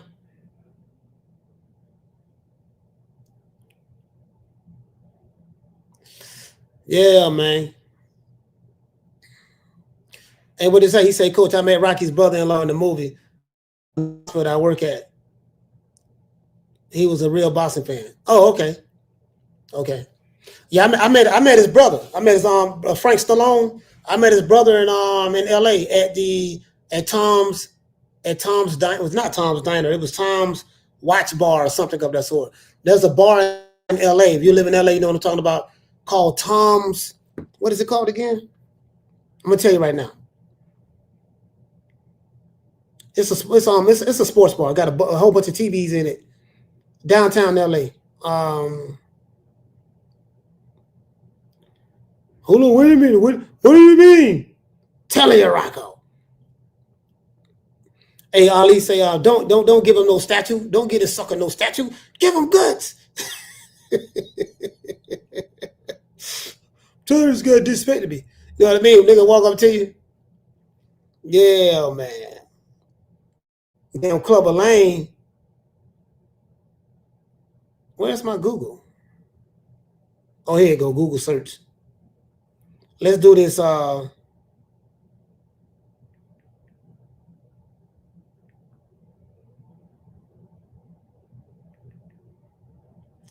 It's called Tom's Watch Bar in LA. No, my bad. I think this is Los Angeles, yeah.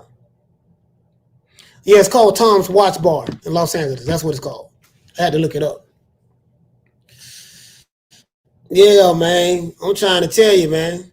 Shout out to Jesus. He say, Coach, sounds like Eddie fake Noso talking to fake Noso. Hey. Hey, man. Hey, here you go. Hey, y'all. Hey, y'all, here it go right here. Now, I am the #1 contender. I'm tired of James the Poodle, Grim Reaper, whatever you want to call himself, ducking me. All right, I'm tired of man driving around town in 8 Rolls Royces. He ain't fought nobody. I'm still in a Broham.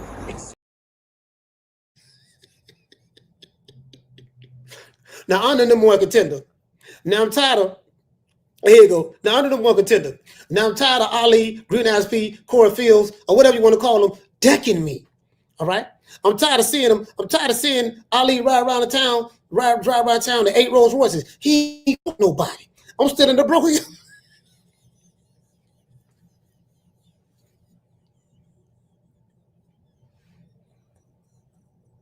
Bro, imagine a nigga being so mad at you, bro.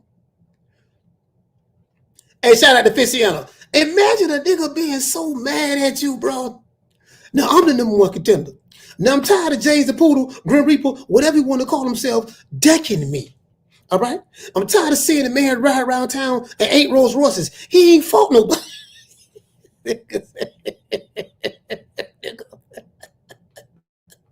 This nigga mad, boy. He like, this nigga ride around town, 8 Rolls Royces, dog. This man ain't fought nobody, bro.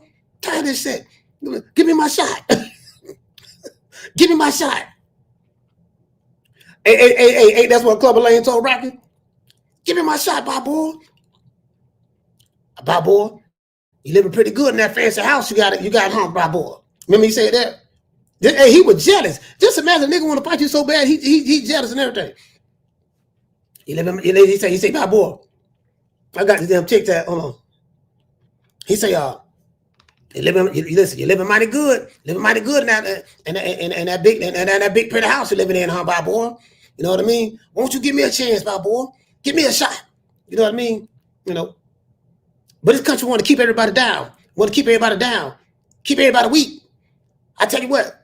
If you ain't, you know what he said? I forgot what it was. He said, I tell you what. That shot, Bob boy. I'll fight him right. I'll fight him anywhere, any place, I'll fight him anywhere, any place, for free.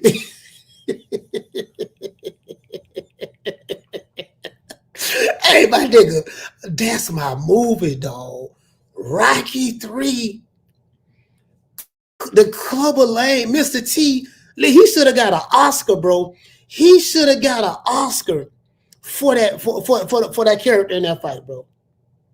He should have got an Oscar, fam. I'll fight him. Hey, shout out to Corey Fields. He say sad for Norfolk. Three losers same night. I don't know. It sounds like you projecting, fam. Shout out to Texas 16 South. He said, you can have your rematch. I'll give it to you for free. Man, bro, just imagine the dude being so mad at you. He want to fight you. He the #1 contender, but he's so mad. This nigga ride around town in 8 Rolls Royces. He got a Lambo with suicide doors. He got all this jewelry around his neck. All the women think he hot shit. They don't know he a duck. You know what I mean? He got the people fooled. He got the people fooled. You get what I'm saying? The man a duck. You ain't fought nobody, Creed. You know, he ain't fought nobody about boy. The man a duck. He been ducking me for years. You know what I mean? How you think he got the title? Man, shit. Hey, Pastor for Beauty, what you say? You say, so Key probably didn't drain himself one bit. No, he didn't. He already knew. Keyshawn, this is very unprofessional by him. He has to take accountability for this. He already knew he wasn't going to make 135. He knew that. All that, me getting hyped up about him and Abdullah Mason potentially fighting each other, knowing, you know, but again, I didn't think Abdullah Mason should fight him this year. I thought he should fight him next year. Wait till next year, you know what I mean? Because I think Abdullah's still kind of, he's young. You know, he's still young. I think he's still kind of green a little bit, to be fair. And there's nothing wrong with having heart, being ambitious, but you have to also be smart at the same time. You know what I mean? So, but that's neither here nor there. That fight, put it this way. Let's say Abdullah Mason would have said, yeah, okay, let's shake on, let's lock in right now. We're gonna fight after this fight at 135. He couldn't even fight him. Do you think Keyshawn Davis is going to make weight? Oh, let me hear him try to make this weight so I can fight him at 130. No, come on, fam. Yeah, you're right about that. But I tell you what, I'm glad that the fight is still going on. Because we have to see, you get what I'm saying? We have to see, I'm glad the fight is still going on. I'm glad of that. I'm happy of that. So it is what it is, man. I'll be there. I'm already here. I'm going to go get me something to eat, family. I'm kind of, old boy, we're going to rock out for another 25 minutes and I'm going to go get something to eat. Somebody say I look weight drain. Now my face look that skinny, fam. You know, I ain't gonna lie. My face do look kind of skinny though. Yeah, my face, yeah. Tom's watch bar, yeah. My face my face look that skinny, fam. I don't know. You sure?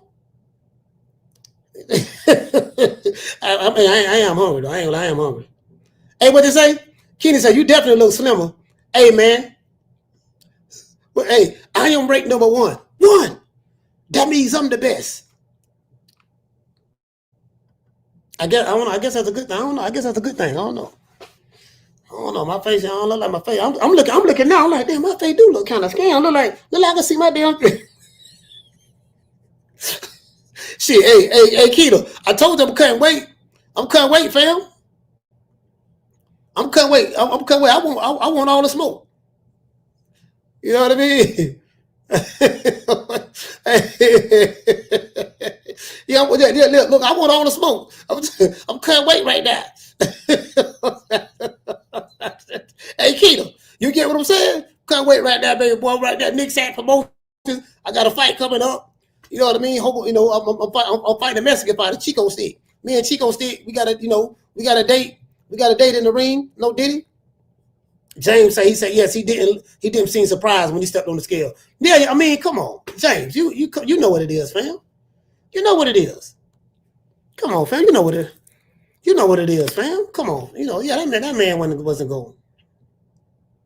That man wasn't going. He knew he wasn't going to make that way. Hey, shout out to Pisciana Fights. But it's dropping a half a dub. She said, my disappointment runs deep for Keyshawn. I like Keyshawn, but his ass knew he wasn't going to make it. Facts. Tired of these fighters trying to fit in those skinny jeans. But see, this is the problem. Pisciana, I'm going to tell you why a fighter should fight a little closer to his walk-around weight. Because when you're draining your body, cutting weight to make weight, and you eating the yogurt and the chia seeds and the watermelon and stuff like that. When you're a bigger fighter, like I'm gonna give you a perfect example. Kelvin Davis, which is Keyshawn Davis's brother, he like 6'1", somewhere up in there, 6'1", 6'2". And he's fighting at what, 140, I think?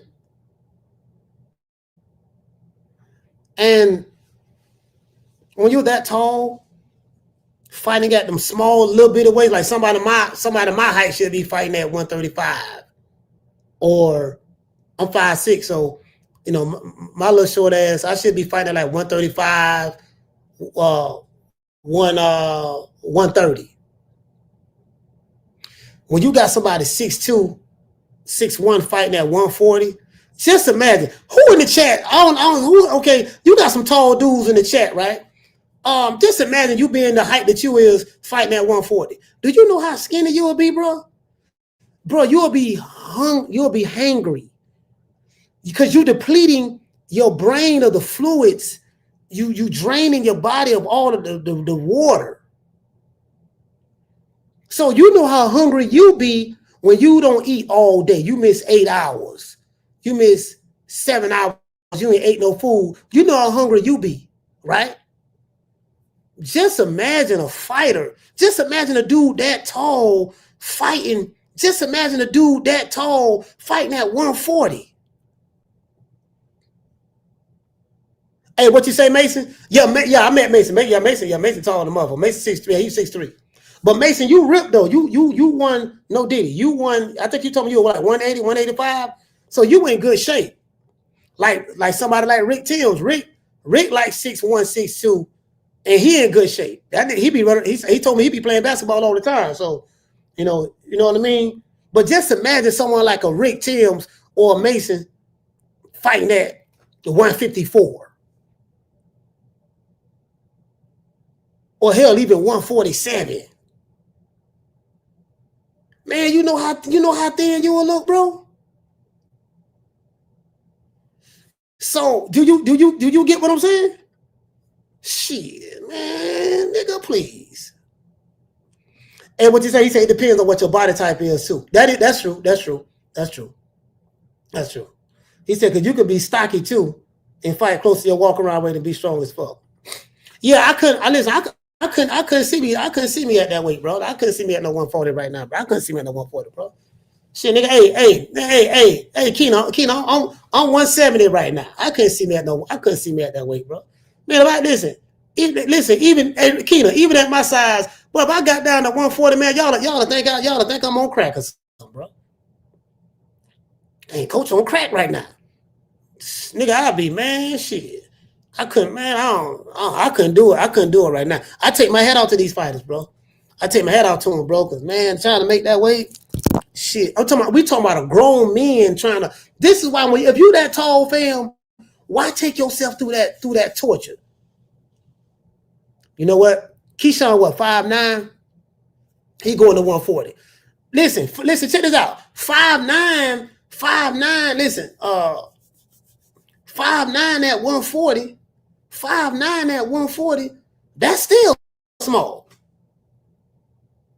That's a lot of weight, bro. Bro, that's a lot of weight. Not a lot of weight. That's for you to be that tall, fight that 140. This is why on fight night, when the fighter, after they rehydrate, they look so big. No Diddy. Listen, look at when Crawford and Spence fought each other. Did you see how skinny Crawford's face looked? Did you see how skinny Errol Spence's face looked? Errol Spence 5'10". Crawford, like, they say he 5'8.5", something like that, but I think he's more closer to probably like 5'9", to be honest with you. But did you see how skinny they face look? Niggas be lethargic. Motherfucker want to interview you after you don't made weight. Hey, man, let me talk to you. Nigga, I'm hungry. I don't want to talk to you right now. I've been starving all week. Because a lot of times they don't make the weight until the week of the fight. They get they. Do you guys remember what Bredman said? Bredman said that the average fighter, he said every fighter, they cut at least 25 to 30 pounds for a fight. So if you're losing 25 to 30 pounds for a fight, bro, that's a lot of weight, fam.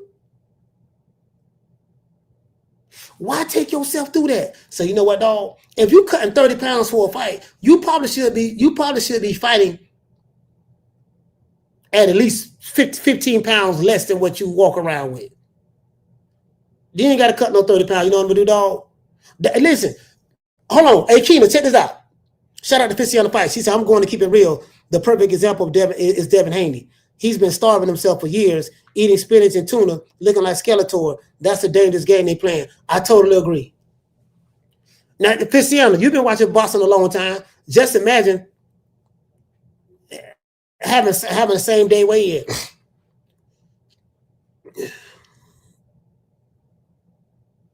But you know the old school cats they made it. They didn't have none of the sports science that they have now. But when you fight closer to your weight, you go through less suffering from depleting your body of the fluids and stuff. So if you have the same day weigh-in, you're going to fight closer to, a little bit closer to your walk around weight. But then too, I'm gonna tell you something else, Fisciano. You know this for a fact. When you fight regularly, always in shape. So let's say I have a fight. Let's say Keyshawn and them, they're gonna fight. Eber De Los Santos have a fight tomorrow. He's gonna fight Keyshawn Davis. And then let's say Eber De Los Santos have another fight 8 weeks from tomorrow. You got a week to recover. Depending on now, it depends if you suffered a whole lot of damage. Now, if you didn't, then you cool. We got a week to recover. Shit, Ray Robinson, they were fighting every 6 weeks, something like that. You got a week to recover. I think one time Ray Robinson fought a nigga 30 days after he fought him. You get what I'm saying? I got to go back and look at his resume, of course. But I'm saying, yeah, but you get what I'm saying? So you got, if you're fighting 4 or 5 times a year, you don't have to have these long 8 to 10 week training camps. Having a fat, pretty much having a fat camp, so to speak. You get what I'm saying? Yeah, so, I mean, yeah, man, you got to like someone like a Boots. Just imagine what Boots going through, bro. Down from the bar, there's a platform stage. People pimping, sharp as razor blades. Just imagine what somebody like Boots going through. Or like what Keshawn say, like what Devin Haney did at 135. Bro, when you come to the fight and you like this here, your cheeks sunk in like this here, and you can see the bone structure in your face. You can see the bone structure in your face, bro. You looking like Skeletor. Why take yourself through that? Why? Hey, shout out to Highlight Space. Salute to you, fam. Yo, like, why take yourself through that? And me personally, I don't have any proof on this, but I think that has something to do. I think that has something to do with your punch resistance too. I think that has something to do with your punch resistance. Like you look at somebody like a Marvin Hagler, right? Hagler was a career middleweight. He stayed at middleweight. This the weight I'm comfortable in. This where I'm at. Hagler wasn't too far. His walk around weight was probably like 170. You ain't see no fights. So you ain't see now where Hagler blowed up in between fights. Floyd Mayweather, he fought close to his walk around weight. Fought at 130. He had to move up to 135, lightweight, then he moved up to 140, I think. Then he wasn't there long, if I'm not mistaken. But then he wasn't there long, if I'm not mistaken. I think he probably had 1 or 2 fights, some of that sort. But then at welterweight, Floyd said he walked around at like 152. So when he have a training camp, he ain't got but 5 pounds to lose. I'm gonna lose 6 pounds. I'm gonna fight closer to my walk around weight. Hey, do you get what I'm saying? I'm gonna fight closer to my walk around weight. So Floyd ain't going through that brutal weight cut like his opponent is going through. That's an advantage right there. Believe it or not, that's an advantage right there. So I think that has a lot to do with your punch resistance. So some of y'all say some of these fighters be chinny. That's probably why. Nigga chinny, man, nigga like, man, dog, you cutting 25, 30 pounds, fam. Hey, you know what? Hey, shout out to this is Boston. Shout out to Keshawn. Hey, look at Caleb Plant now. Caleb Plant seemed like his punch resistance is not there anymore.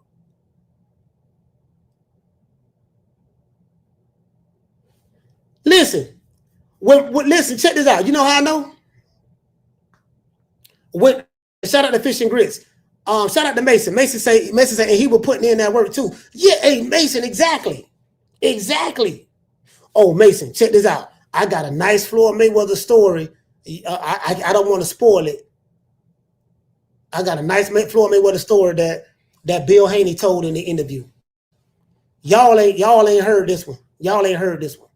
I'm not gonna give it away. We're gonna drop that Haney interview, the Bill Haney interview when I get back. When I get back, I gotta do the editing and stuff. I'll be back home tomorrow night. So, no, not tomorrow night. My bad. Sunday night. I'll be back home Sunday night. But you ain't, bro. You get what I'm saying? It's a story that I'm gonna give you a hint. It's a story that everybody heard before, but they only heard one side of the story. They didn't hear the flip side. But Caleb Plant, it looked like his punch resist on. When he fought McCombie hurt Caleb Plant. McCombie took the crime to Caleb Plant. He hurt him. Now, Caleb Plant, I think, ended up stopping him in like the 9th or 10th round, but I'm just saying, he hurt Caleb Plant. Caleb Plant just fought Resendez. He got hurt on multiple occasions in that fight. Multiple occasions.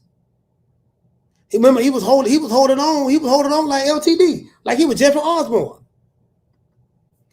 So, you know what I mean? I think he said McCombie is a big puncher with all due respect. Yeah, but listen, bro. Ain't nobody hurting no McCombie like that. You know, like Caleb Plant was heavily favored to beat that dude and all that stuff. That fam, like McCombie, like there's a lot of people ain't never heard of that dude before, man. You know, I mean, with all due respect, I respect what you're saying, but bro, no, man.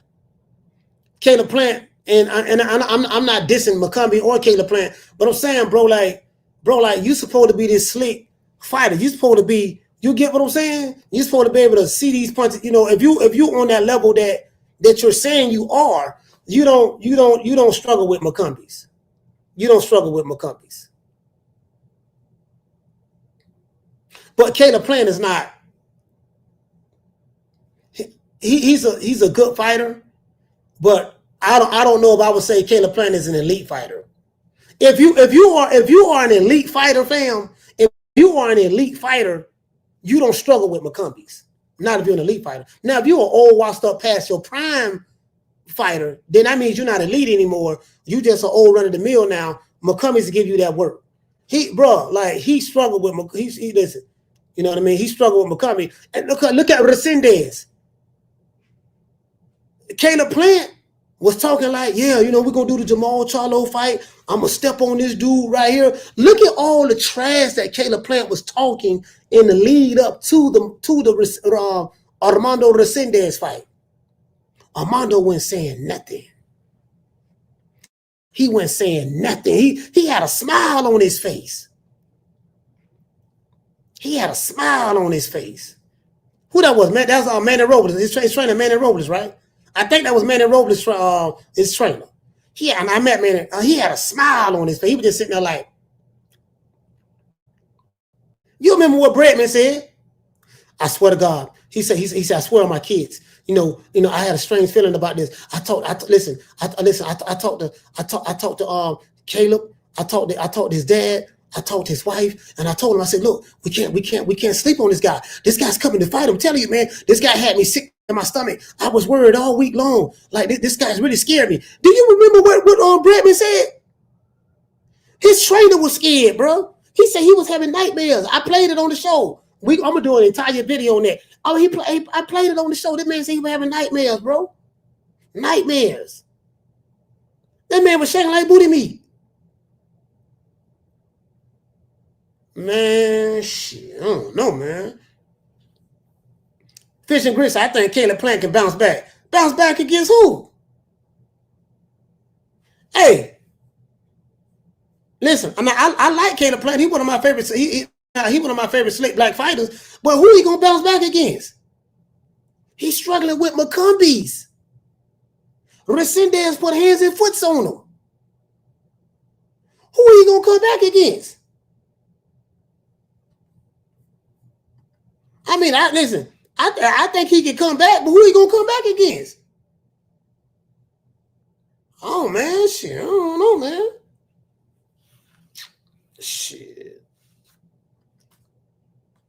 Hey, shout out to Kiki. She said Caleb not ready for Charlo either. Hey, shout out to Kiki. Kiki, I ain't seen you since 1972. Where you been at? I had to put an APB out on you. Anyways, yeah, who you gonna come back? Shit, this man, shit, nigga. Hey, shit, hey, shit. I'm trying to. Who you gonna come back with? Shit, you know what I mean?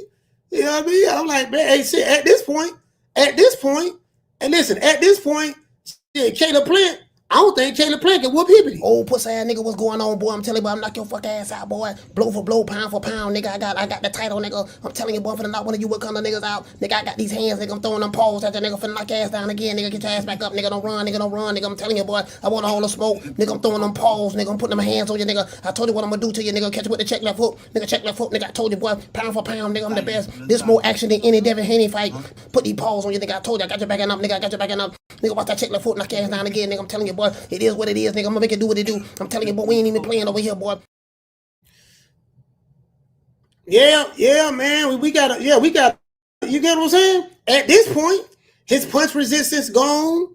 You know, he can't get his head off the. He can't get his head off the line. I'm like, bro, like, man, I don't know, man. He got stamina issues. You heard? Did you remember what Bredman said? Bredman said that Caleb Plant is the best 4 to 5 round fighter in boxing. He said, man, Caleb Plant is the best fighter in the world.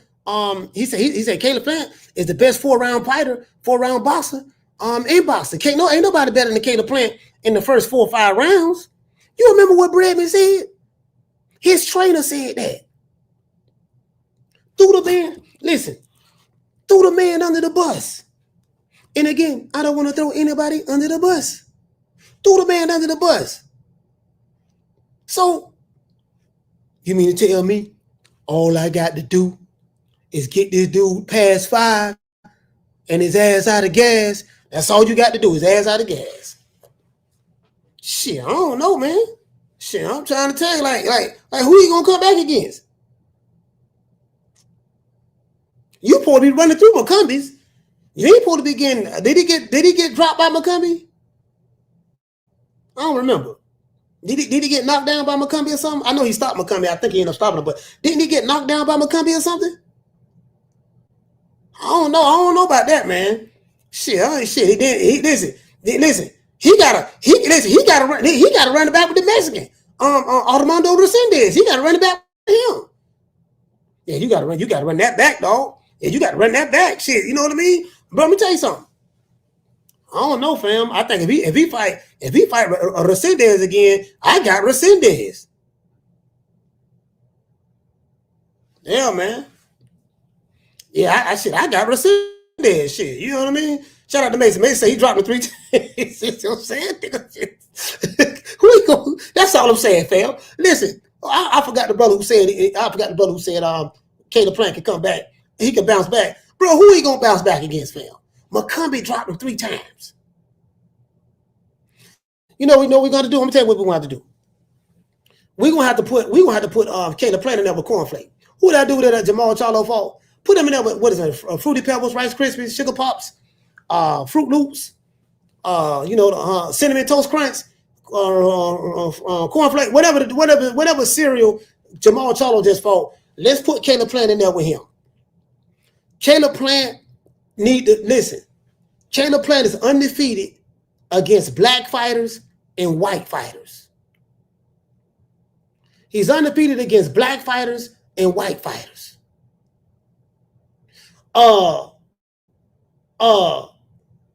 He need to leave the Mexicans alone. No more Mexicans. If I do know he beat some Mexicans on his resume, but he got like 3. He got about 3 losses Mexican, right? So what Caleb Plant need to do with this is he need to go on a no Mexican diet. He can't handle pressure fighters. It's something about pressure fighters that give him problems. Shout out to Deal. He said Resendez had the spirit of Clubber Lane, way too hungry for silk sheets. Caleb Plant, he just became a father. He was not losing to Plant that day. Man, hey, bro. Hey, Deal. All I'm saying, fam, he need to leave the Mexicans alone. I ain't fighting no more Mexican. I got a no Mexican in my. I got a no Mexican clause in my contract. Down from the bar, there's a platform stage. People pimping, sharp as razor blades. Hey, bro, I got a no Mexican clause, and I got a no Mexican clause in my contract. I ain't fighting no more Mexicans. These motherfucking Mexicans putting hands and foots on me. Motherfucker taking turns whooping my ass. I'm tired of this shit. I ain't fighting no more Mexicans. I ain't fighting no Julios, no Armandos, no ones, no Benavidez's, no Sauls. I ain't fighting no more Mexicans. If I'm him, I'm taking Mexican out my diet. Yeah. Oh, listen. I'm dead serious about that. I ain't fighting no more We the Mexicans. Charlo twins. We known for calling everybody out. Please call these I'm not people out. scared. Listen, the whole world's looking at you. Call these people out, What's please. up? It's the Jamal the Hitman Charlo. Let's get it. Who want it? Name them names, man. They know who they is. Name the names, who they please. is, The bro. names need to be But they know named. who they is. The Mexican monster. Mexican Boston, not getting that much Vinny's. respect. Mello. Hey, Kiki. I ain't fighting no. Listen, let me tell you something, man. Motherfucker, if I got Mexican second turn whooping my ass, I ain't fighting no more, man. What the fuck am I fighting Mexican for? Nigga, take a turn whooping my ass. Shit. Got 3 losses. I got 3 losses, all the Mexicans. 2 of them knocked me. No, matter of fact, really, listen, to be honest, I'm going to be honest with you. Hold on.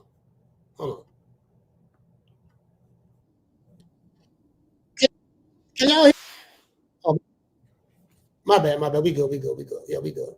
Hey, look here. Really, he should have been stopped 3 times. When he fought David Benavidez, he should have got stopped that fight. He was holding on for dear life in the second half of the fight. So he should have been stopped 3 times. And then against Resendez, he was holding on in the second half of the fight against Resendez. After the 4th round, he was tired. Couldn't get his head off the line. He was ducking under the punch, reaching, trying to grab and hold on. Resendez like, nigga, let me go. He trying to hold on. You get what I'm saying? Yeah, man. Oh shit, man. Shit, I ain't. Man, leave them Mexicans alone. Shit, I ain't. You get what I'm saying? Shit, fuck all that. You gotta let that shit go. I'm ranked number 1. 1. That means I'm the best. But this bum been taking the easy matches. Fighting other bums. Yeah, man, motherfucker Mexican taking turn whooping my ass. Hey, man, leave the Mexican alone. Look here, dog. You can't beat the Mexican, dog. You undefeated against black fighters and white fighters. If I'm Caleb Plant, I go to Al Haymon and I say, look, find me a black fighter or a white fighter that I can whoop. Cause I don't want no more Mexicans. They pressure fighters. I can't handle the pressure. Caleb Plant can't handle pressure fighters. That's the problem. And he pillow. Well, I want to. Is he pillow fisted? I don't know if I don't want to say he pillow fisted, but he ain't really got no punching power like that. Now he did knock out Anthony Durrell. He did that. He put Durrell to sleep. That was knockout of the year. But I'm just saying though, he got them powder puffs now. Resendez ain't have a scratch on his face. McCumbee almost stopped him. You get what I'm saying? Caleb Plant should have stopped him. To be honest, Caleb didn't know how to. Not Caleb Plant. David Benavidez should have stopped him. But because of the referee, they had a referee that was allowing Caleb Plant to hold on for dear life in the second half of that fight. But he was holding on tight, boy. The way he was holding goddamn Benavidez, the referee ain't take no point, none of that. Yeah, man, leave the Mexicans alone, man. I ain't fighting don't fight no more Mexicans. Period. You Mexican? I ain't fighting you. You know what I'm saying? Yeah, I leave the Mexicans alone about him. He said, motherfucker be talking crazy about the flat-footed come forward Mexicans till they run up on one.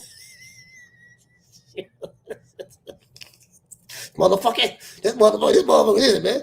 This motherfucker, guess what? Hey, Keita, this is the sad part about it, too.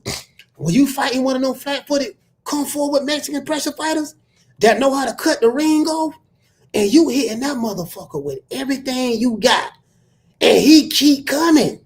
No diddy. That's all you got. You in the corner. You tired. Listen, hey, Keita, it's the 5th round. This nigga tired as all outdoors. Oh, so this is the same guy. So you keep. Yeah, we're gonna go ahead and get you up out of here, bro. You keep spamming the chat. Let me see. Let me look at your account. Let me look at this dude's account. Don't nobody touch him. I got him myself.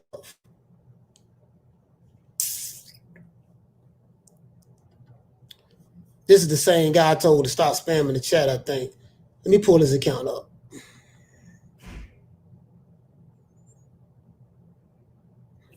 Looking at your account right now, Mr. Ethan.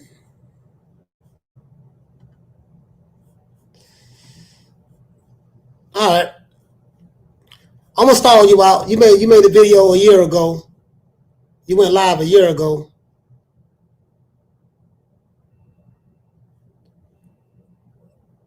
You went live a year ago. You got 22 views. And then you got okay. Yeah, I'm gonna stall you out. I'm gonna stall you out. Anyways. Hey, I'm finna get ready to go eat, man. I gotta go eat, brother. I'm hungry than the motherfucker, man. Y'all talking about my face looking skinny. You know, all that stuff there. I'm finna go burn. You already know. Hey, it's a heavy police presence here. I'm like, God damn, I hope the feds ain't watching.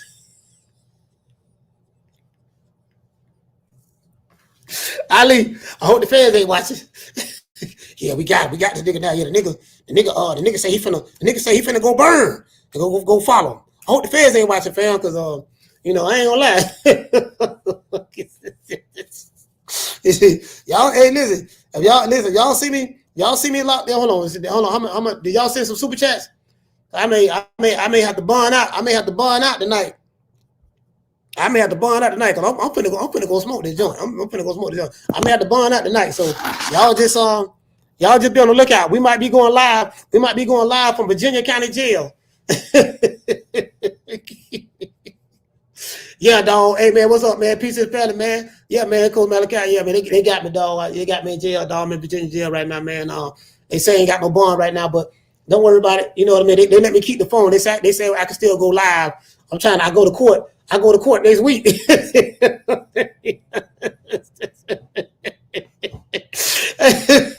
to court next week. These motherfuckers in Virginia, they don't ban me, dog. They got me, dog. They don't ban me, bro. You know what I mean? You know, possession of a joint. Hey, possession of a joint, we got you, dog. You looking at 20 years. Like 20 years for what? Your Honor, it wasn't nothing but a joint. Y'all talking about locking a nigga. Listen, all these people committing all these violent crimes in Virginia, yeah, in Norfolk. Yo, you fucking with me about a joint? God damn, man, talking about getting nigga shit.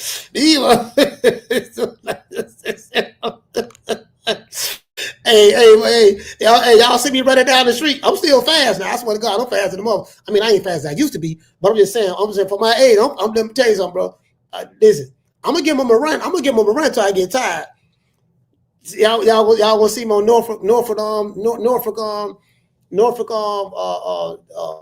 local news, man. You know, Florida guy. I don't know who this guy is. Some guy, he called himself Coach Malachi. He's the podcaster, you know, the boxing podcaster influencer. He's on YouTube. He did a live show today, and we called him. And he took off running. He went on a high speed chase. He went, he took us on the foot race. You get what I'm saying? And we called him. We called him. You get what I'm saying? We got him. You know what I mean? Anything you want to say? You know, hey, Ali. Hey, you know how the jitterbugs when they be getting caught. What they do when they be in the back seat of the car? Mama, man, y'all call my mama.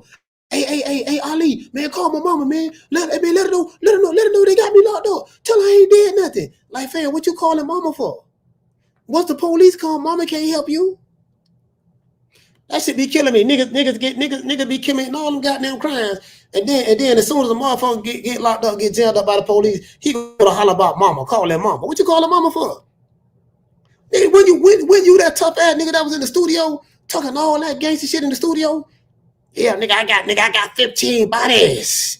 You know, my homeboy Ray, he got 2 bodies last week on Main Street, downtown, Norfolk, on Main Street, West Main Street. You get what I'm saying? Yeah, you know what I mean? Yeah, you know what I'm talking about? You know, I caught a body just yesterday morning. and you get what I'm saying, and yeah, you know what I mean? So you talking all this killer shit, and then as soon as the police come, you call him mama. Sir, sir, you're a grown-ass man. Your mom ain't got nothing to do with this, bro. Let it go. It is what it is, man. We got to say all praises due to the Most High, the Most Exalted, the greatest human being on the planet Earth. And I say that respectfully, Mr. Al Heyman. Well, you know, I guess I gotta be like everybody else and saying Al Heyman. I can quit my job now, baby. 6 figures, baby. You feel me? I'm about to But a name. Do you have a name? Oh, nah, I ain't got no name, you know. Name them names, man. They know who they is. Name them names, please. The names need to be named. They know who they is. The Mexican monster. Yeah, man, you get what I'm saying? I ain't finna have these motherfuckers, man. All he got them police down here. I'm like, God damn, well, like where am I gonna smoke this joint at? Cause shit, I think they got the FBI here, Department of Homeland Security. Man, they got so many police out here, bro. I'm like, God damn. Nigga, I'm shaking like a leaf in the middle of a hurricane. I want to thank the whole hood who came out here. I love y'all. I did this for the hood. Y'all know I beat that boy. Yeah, you get what I'm saying? I don't know, man. I'm like, God damn. I don't like seeing all these police now. I'll be honest with you, bro. I don't like seeing all these police. I'm just being honest with you. I ain't got nothing against the law, but just saying, just let a nigga. I'm just trying to get high. That's all I'm trying to do. I'm trying to get my head right. No diddy. You get what I'm saying? I'm just, I don't need all that. I don't need all that crazy shit. You get what I'm saying? Like, man, just let a nigga, man, get his head right, man. Y'all can do what y'all want to do. Y'all can do what y'all want to do from there. You dig? Oh yeah, it ain't over, motherfuckers. Came outside today, water on water, water. However you wanna play, choppers on choppers, yeah. I live at the bank, commas on commas, yeah. Paper route, Frank, hundreds on hundreds, yeah. Hey. What's that round my neck? Baggers on baggers, yeah. Just fucked up a check, fashion on fashion, yeah. Mansion party, nothing but bitches on bitches. Bad, smoking smartish, why they shaking ass and titties? Shake it. Yellow, rose, white, gold. I got on 3 tones, chocolate bit, super thick, and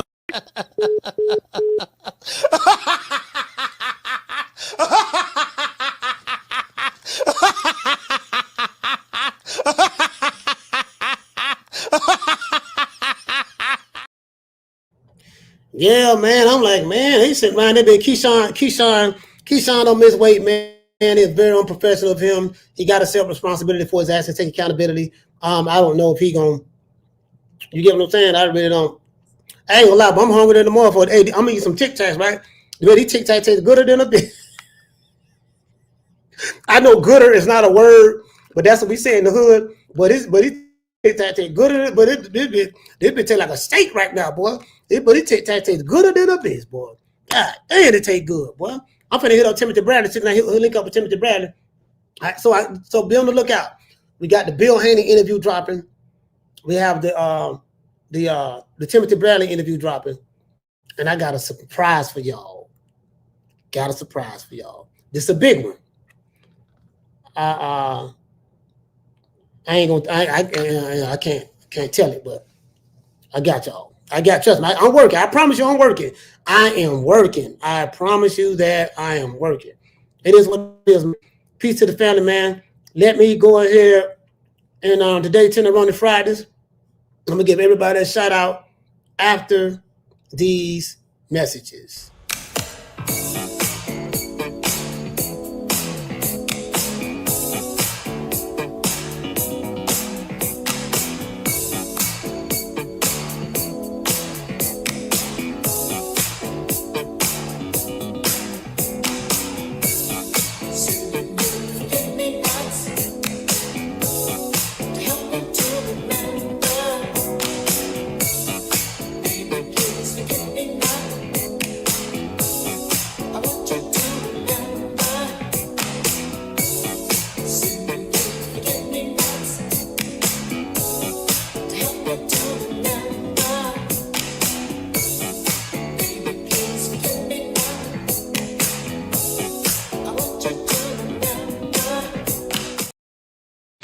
Hey, man, shout out to Highlight Space. Shout out to who we got. Shout out to Kiki. Kiki, she said, Coach, laugh. Hey, shout out to Kiki. I miss you, Kiki. I ain't gonna lie, I miss you. I damn so did. Shout out to dog going on, Kiki. Shout out to Jamie from New York. My brother Ali in the building. Shout out to Dragon. Shout out to This Is Boxing. Jamie from New York. Shout out to Mar P in the building. East Side. Philip. Shout out to Philip. Al the Pal. My sister Summer in November. Shout out to, I don't have the other chat open, so I can't see the guys on Boxing with Coach Malachi. But shout out to everybody watching on Boxing with Coach Malachi. Shout out to everybody watching on X. If you sending me messages in my DMs on Instagram, I can't get it because I can't get it to my account. I'm going through issues with it. I'm trying to get it rectified. So please be patient with me. But you can send a message to me on X. My X is still on right now. Shout out to Eastside Boogie. Falcon 784. This is Boxing. Schoolo X-Man. Shout out to Coach Eddie. Shout out to Texas 16 South, Mr. Marcus King. Shout out to the lovely Miss Connie, Aquarius Brown. Shout out to Foodie. Foodie was here as well. Shout out to Chris T. Jones in the building. Hey, listen, we're going to go live again. We're going to go live again tonight. And we don't go live, they got me. The police got me. You know what I'm saying? So I'm going to take a penitentiary chance. I'm going to take a penitentiary chance on the stickers of the icky. You know what I mean? And sometimes you got to do what you got to do. Shout out to Daniel Agnew. I'm going to take a penitentiary chance. These motherfuckers look like, but I ain't going to lie. It look like you go to jail here for anything. I don't know what the law's like right here in Norfolk, but it look like you go to jail for anything here, boy. But you shit, it look like, man, shit. Motherfuckers got me. I'm like, man, I ain't never had to sneak to smoke no weed. I'm like, God, man, these motherfuckers, it's so many police down here, bro. Like, y'all don't understand. They got some kind of festival going down here, I guess right there on the pier. I'm looking at it right now. I got the news on right now. It's called the Harbor Fest. Man, there's so many goddamn police down here. Shit. Man, I wish a nigga, listen, if a nigga even thought about committing a crime, he going to jail. What you going to jail for? What you arresting me for? You was thinking about committing a crime. But I ain't committed nothing, but you thought about it. You get what I'm saying? Yeah, these motherfuckers right here, bro. Yeah, these motherfuckers right here look like they don't motherfucker play, boy. Shit, man, shit. I gotta go deep cover. I'm gonna let y'all. Shit, hey, I don't give a damn. I'm gonna take my chances. Fuck that shit. I'm good. I'm gonna take my chances. Damn sure will. I'm gonna take my motherfucking chances. Right now, I'm gonna go down here and burn, get some of this good, get some of these stickies of the icky. You want to smoke with the old boy Rick James? Damn sure do. I'm finna motherfucker get right. Shout out to Doggone Kiki. Shout out to Falcon. Shout out to Curtis Robinson. Shout out to Mar P. Shout out to everybody in the chat. If I forgot you, please forgive me. Ed Dog in the building. Shout out to Big Kappa. My brother Mason from Flint, Michigan. Yeah, man, Harvey. Shout out to L. Harvey. Shout out to Next Gen, Comeback Sports, my main man, Keena. Shout out to Casanova T.